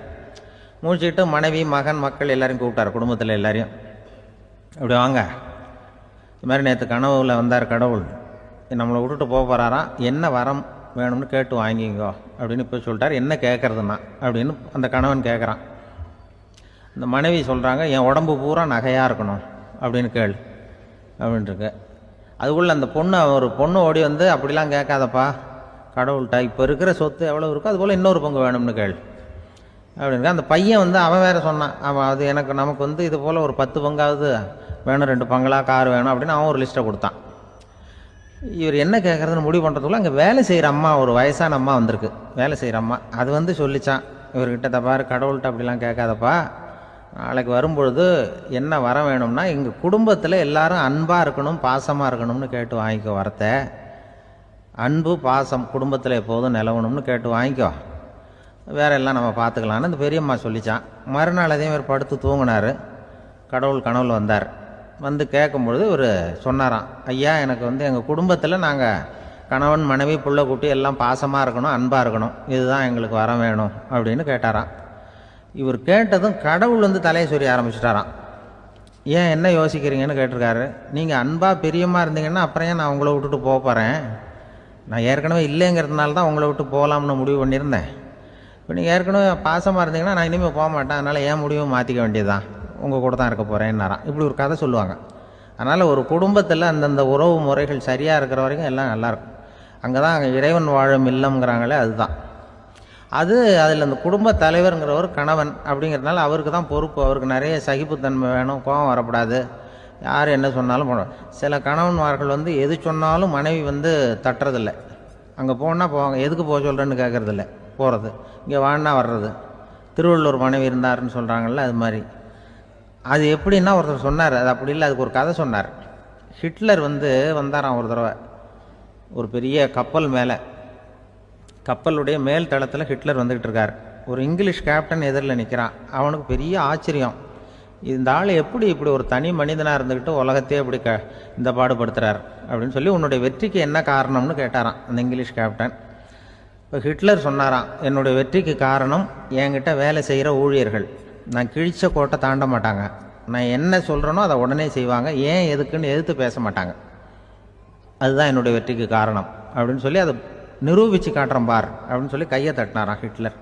உடனே ஒரு சிப்பாய் எங்கேருந்து வந்து லெஃப்ட் ரைட்னு போட்டு வந்து சல்யூட் பண்ணி நின்னான். உடனே ஹிட்லர் சொன்னார், நீ அப்படியே இந்த கப்பல் மேல் தளத்துலேருந்து அப்படி கடலில் விழுந்து செத்து போடா அப்படின்னு பொத்துன்னு குதிச்சுட்டான். எதுக்கு சொல்கிறேன் என்ன இதில், உடனே குதிச்சு செத்து போட்டான். இவருக்கு பெரிய ஆச்சரியம் கேப்டனுக்கு. ஹிட்லர் சொன்னார், இதுதான் என்னுடைய வெற்றிக்கு காரணம், தப்பார் இன்னொருத்தனை கூப்பிட்றேன் அப்படின்னு தட்டினா, இந்த பக்கத்துலேருந்து ஒருத்தன் வந்தான், லெஃப்ட் ரைட்னு வந்து நின்னா, நீ இப்படி குதிச்சு செத்து போடா அப்படின்னு பொத்துன்னு குதிச்சுட்டான். எதுக்கு போக சொல்கிறீங்கன்னு ஒன்றுமே கேட்கல, குதினா உடனே குதிச்சுட்டான். அப்போ ஹிட்லர் சொன்னார், இதே மாதிரி என்னுடைய ஒவ்வொரு ஊழியர்களும் இருக்கிறாங்க, நானும் ஊழியர்களை இழக்கிறதுக்கு தயாராக இல்லை, தப்பார் தயாராக இருப்பேன் எப்போதும், தப்பார் இன்னொருத்தரம் தட்டுறேன்னு இன்னொருத்தர் வந்தார். எதிர்த்தாப்புலேருந்து ஒருத்தன் லெஃப்ட் ரைட் சல்யூட் அடித்தான். நீயும் குதிச்சு செத்து போடான்ருக்கார் ஹிட்லர். இவனால் பொறுக்க முடியல, இந்த இங்கிலீஷ் கேப்டன் அனாவசியமாக ஒவ்வொருத்தனாக குதிச்சுட்றானேன்னு சொல்லி ஓடி போய் அவனை குதிச்சிட்டான். குதிக்கிறதுக்கு முன்னாடி பிடிச்சி தனியாக எடுத்துகிட்டு போட்டான். தனியாக எடுத்துகிட்டு போய் அந்த சிப்பாய்கிட்ட கேட்டாரான் அந்த இங்கிலீஷ் கேப்டன், ஏன்ப்பா அந்த ஆள் குதிக்க சொல்கிறான்னா நீ ஏன் எதுக்குன்னு கேட்குறது இல்லையா, உடனே குதித்து செத்து போகிறீங்களே, இதெல்லாம் என்ன அநியாயம் அப்படின்ட்டுருக்கான் அந்த இங்கிலீஷ் கேப்டன் கையை பிடிச்சிக்கிட்டு. உடனே அந்த சிப்பாய்க்கு கோவம் வந்துட்டு தான், உடையா கையை, இவன்ட்ட வேலை பார்க்குறத விட உழுந்து செத்து போகலான்னு நான் குதிக்கிறான், என்ன அனாவசியமாக எதுக்கையா இருக்க சொல்கிறேன் அப்படின்னு சொல்லி குதிச்சுட்டானா. அதனால் இந்த உடனே சொல்கிறத செய்கிறாங்க பாருங்கள், அவங்கள நம்பக்கூடாது. கணவன்மார்களுக்கு ஒரு எச்சரிக்கை. சொல்கிறத உடனே செஞ்சுருவாங்க மனைவி. நீ அங்கே போனால் போங்க, வரணும் அது ஹிட்லர் மாதிரி நினைக்கிறாங்கன்னு அர்த்தம். இதுகிட்ட பேசிக்கிட்டு இருக்கிறத விட சொல்கிறத செஞ்சுட்டு போடுவோமே. அப்படி சமாளிக்கிற கணவன்மார்கள் உண்டு. குடும்பத்தில் அப்படிலாம் இருந்து சமாளிக்கிறாங்க. சில பேர் ஆளை பார்த்தா 60 வயசு மாதிரி தோணும். உண்மையான வயசு என்னன்னு பார்த்தா 40 அல்லது 45ம்பாங்க.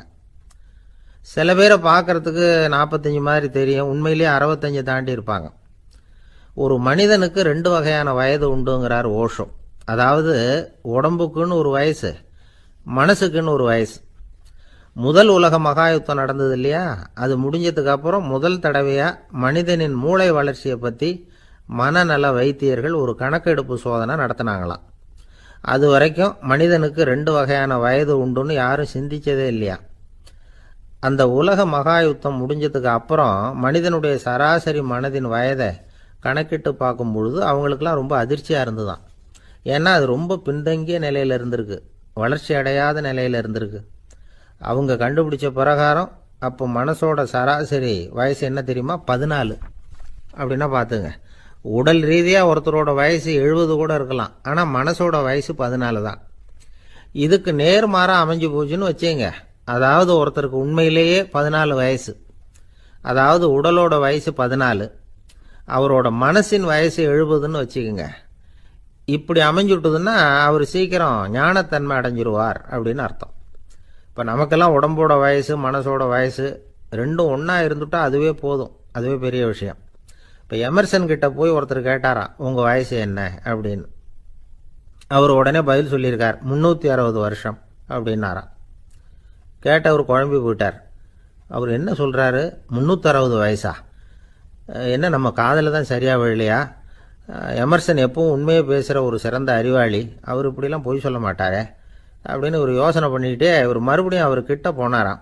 ஐயா, நீங்கள் சொன்னது சரியாக என் காதில் விழலை, அதனால் மறுபடியும் கேட்குறேன், உங்கள் வயசு என்ன அப்படின்னாராம். எமர்சன் மறுபடியும் சொல்லியிருக்கிறார் 360 வருஷம்னு. வந்தவருக்கு உண்மையிலேயே அதிர்ச்சியாக போட்டுது. அதுக்கப்புறம் மெதுவாக ஆரம்பித்தாராம், ஐயா நீங்கள் சொல்கிறத என்னால் ஏற்றுக்க முடியாது, எப்படி பார்த்தாலும் இப்போ உங்களுக்கு வயசு ஒரு 60க்கு மேலே இருக்காதுன்னு நினைக்கிறேன் அப்படின்னாராம். நீங்கள் சொல்கிறது சரிதான், அது என் உடம்போட வயசுன்னாராம் எமர்சன். அப்படின்னா ஏற்கனவே நீங்கள் சொன்னது அப்படின்னு கேட்டிருக்கார், அது என் மனசோட வயசு அப்படின்னாராம். நம்மளை பொறுத்த வரைக்கும் அறிவு தூசு படிஞ்சிருக்கு, அது மாதிரியே அன்பும் மாசுபட்டிருக்கு. இது ரெண்டையும் சுத்தம் பண்ண வேண்டியிருக்குது. அப்போ தான் நாம் சரியான வயசில் வாழ முடியும். ஒரு ஆசாமி இருக்கிறார், அவருக்கு உடம்போட வயசு அதிகம், மனசோட வயசு ரொம்ப குறைச்சல், குழந்த மாதிரி. அவர் ஒரு ஆஸ்பத்திரியில் படுத்திருக்கிறார். நர்ஸம்மா எல்லாருக்கும் மருந்து கொடுத்துட்டு போகிறாங்க. கொஞ்ச நேரம் கழித்து திரும்பி வந்தாங்க. அப்போ இவர் அந்த அம்மாவை கூப்பிட்டு சொல்கிறார், இதை பாருங்கள் சிஸ்டர், நீங்கள் எல்லாருக்கும் சின்ன சின்ன மாத்திரையாக கொடுத்துட்டு எனக்கு மட்டும் நீளமான மாத்திரையாக கொடுத்துட்டீங்க, முழுங்கிறதுக்கு ரொம்ப கஷ்டமாக போச்சு, இனிமேல் எனக்கும் சின்ன மாத்திரையாக கொடுங்க சிஸ்டர் அப்படின்னாராம். அந்த அம்மா உடனே அதிர்ச்சியாகி தலையில் அடிச்சுக்கிட்டாங்களாம். நான் கஷ்டப்பட்டு மாத்திரையை முழுங்கினத்துக்கு நீங்கள் ஏமா தலையில் தட்டிக்கிறீங்க அப்படின்னு கேட்டிருக்காரு இவர். இதுக்கு அவங்க சொல்லியிருக்கிறாங்க, நான் உங்களுக்கு கொடுத்துட்டு போனது மாத்திரை இல்லைங்க, அது தெர்மாமீட்டர் அப்படின்னாங்களாம். ரொம்ப பேருக்கு கூட்டத்தில் பேசுறதுன்னா பயம், நமக்கு ஒன்றும் தெரியாதுன்னு மற்றவங்க நினச்சிடக்கூடாதுங்கிற எண்ணம் தான் இதுக்கு காரணம். ரொம்ப முக்கியமான ஒரு கூட்டம்னா பயம் அதிகமாக இருக்கும். முக்கியமானவங்கள்லாம் வருவாங்களே, அவங்கெல்லாம் நம்மளை பற்றி மட்டமாக நினச்சிருவாங்களே அப்படிங்கிற பயம் வந்துடும். ஆனால் மேடை பேச்சுங்கிறது அவ்வளவு கடினமான ஒரு காரியம் இல்லைங்கிறாங்க அது சம்பந்தமான நிபுணர்கள். யாரும் பேச்சாளர் ஆகலாம், இது ஒன்றும் பெரிய கிஃப்ட் கிடையாது அப்படின்னு அவங்க சொல்கிறாங்க. நீங்கள் ஒரு சிறந்த பேச்சாளர் ஆகணுமா அப்படின்னா அதுக்குன்னு சில ஆலோசனைகளை சொல்லி வச்சிருக்கிறாங்க அனுபவசாலிகள். முதல் ஆலோசனை என்னென்னா, உங்கள் பேச்சு எளிமையாக இருக்கணும். ஏதாவது ஒரு கருத்து அல்லது 2 கருத்து சொன்னால் போதும், 20 அல்லது 30 கருத்துக்களை சொல்லிகிட்டே போகக்கூடாது.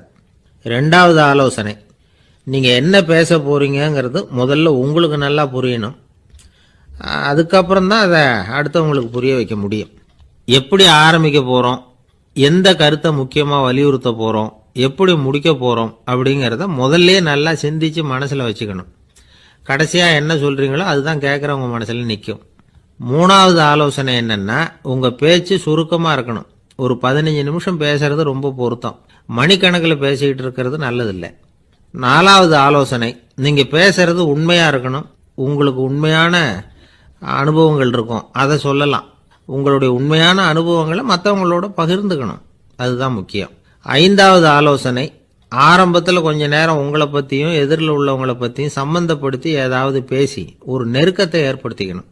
ஒவ்வொருத்தரும் இப்போ இவர் பேச போகிறது நம்ம சம்பந்தப்பட்டது அப்படின்னு நினைக்க ஆரம்பிச்சிருவாங்கல்ல, அதுக்கப்புறம் அவங்க கேட்க தயாராகிட்டாங்கன்னு அர்த்தம். எதிரில் உட்காந்துருக்கிற கூட்டத்திலிருந்து 3 பேரை தேர்ந்தெடுங்க. அதாவது வலது பக்கம் ஒருத்தர், நடுவில் ஒருத்தர், இடது பக்கம் ஒருத்தர். அதாவது உங்களை ரொம்ப கனிவாகவும் ஆர்வமாகவும் பார்க்குறவராக பார்த்து தேர்ந்தெடுத்துங்க மனசுக்குள்ள. நீங்கள் பேசும்பொழுது என்ன பண்ணணும்னா, இவங்களை நேருக்கு நேராக மாறி மாறி பார்த்துக்கிட்டே பேசுனீங்கன்னா நீங்கள் ஏதோ ஒட்டுமொத்த கூட்டத்தையும் பார்த்து பேசுகிறதாக ஒரு உணர்வு அது ஏற்படுத்திவிடும். 6வது ஆலோசனை என்னன்னா, சொற்பொழிவுன்னா நீங்கள் பேசணும், படிக்கக்கூடாது. எழுதி படிக்கிறது நல்லா இருக்காது. குறிப்புகள் வேணும்னா வச்சுக்கலாம். படிக்கிறது பேப்பர்லேருந்து வர்றது மாதிரி இருக்கும், பேசுறது இதயத்திலேருந்து வர்றது மாதிரி இருக்கும். அப்புறம் 7வது ஆலோசனை சொல்கிறாங்க. அது என்னன்னா, மேடையில் ஏறி நின்ன உடனே இயல்பாக மூச்சை இழுத்து விட்டுங்க, இயல்பு நிலைக்கு வாங்க, அதுக்கப்புறம் இயல்பாக பேச ஆரம்பிக்கலாம் அப்படிங்கிறாங்க. இவ்வளவும் பேச்சு கலையில் வல்லுநர்களாக இருக்கிறவங்க சொல்லுகிற ஆலோசனைகள். இதையெல்லாம் கடைபிடிச்சா நமக்கும் அதுக்கும் வெகு தூரம்னு நினச்சிக்கிட்டு இருந்த ஒன்று இப்போ கிட்டத்தில் நெருங்கி வந்துடும். நாம் சொல்கிறபடியெல்லாம் அது கேட்கும். ஒரு பேச்சாளர், அவருக்கு சுருக்கமாகவே பேச தெரியாது. மேடையில் ஏற்றி விட்டுவிட்டா போதும், ஆரம்பிச்சிருவார், நிறுத்த மாட்டார், பேசிக்கிட்டே இருப்பார். ஒரு தடவை அவர் ஒரு கூட்டத்தில் ரொம்ப நேரம் பேசிக்கிட்டே இருக்கிறார். எதிரில் பொறுமை இழந்த ஒருத்தர் தன்னுடைய கை கடிகாரத்தை காட்டினார். அதை கவனித்த பேச்சாளர், மன்னிக்கணும், கை கடிகாரம் நான் கொண்டுகிட்டு வர மறந்துட்டேன், அதுதான் நேரம் போனதே தெரியல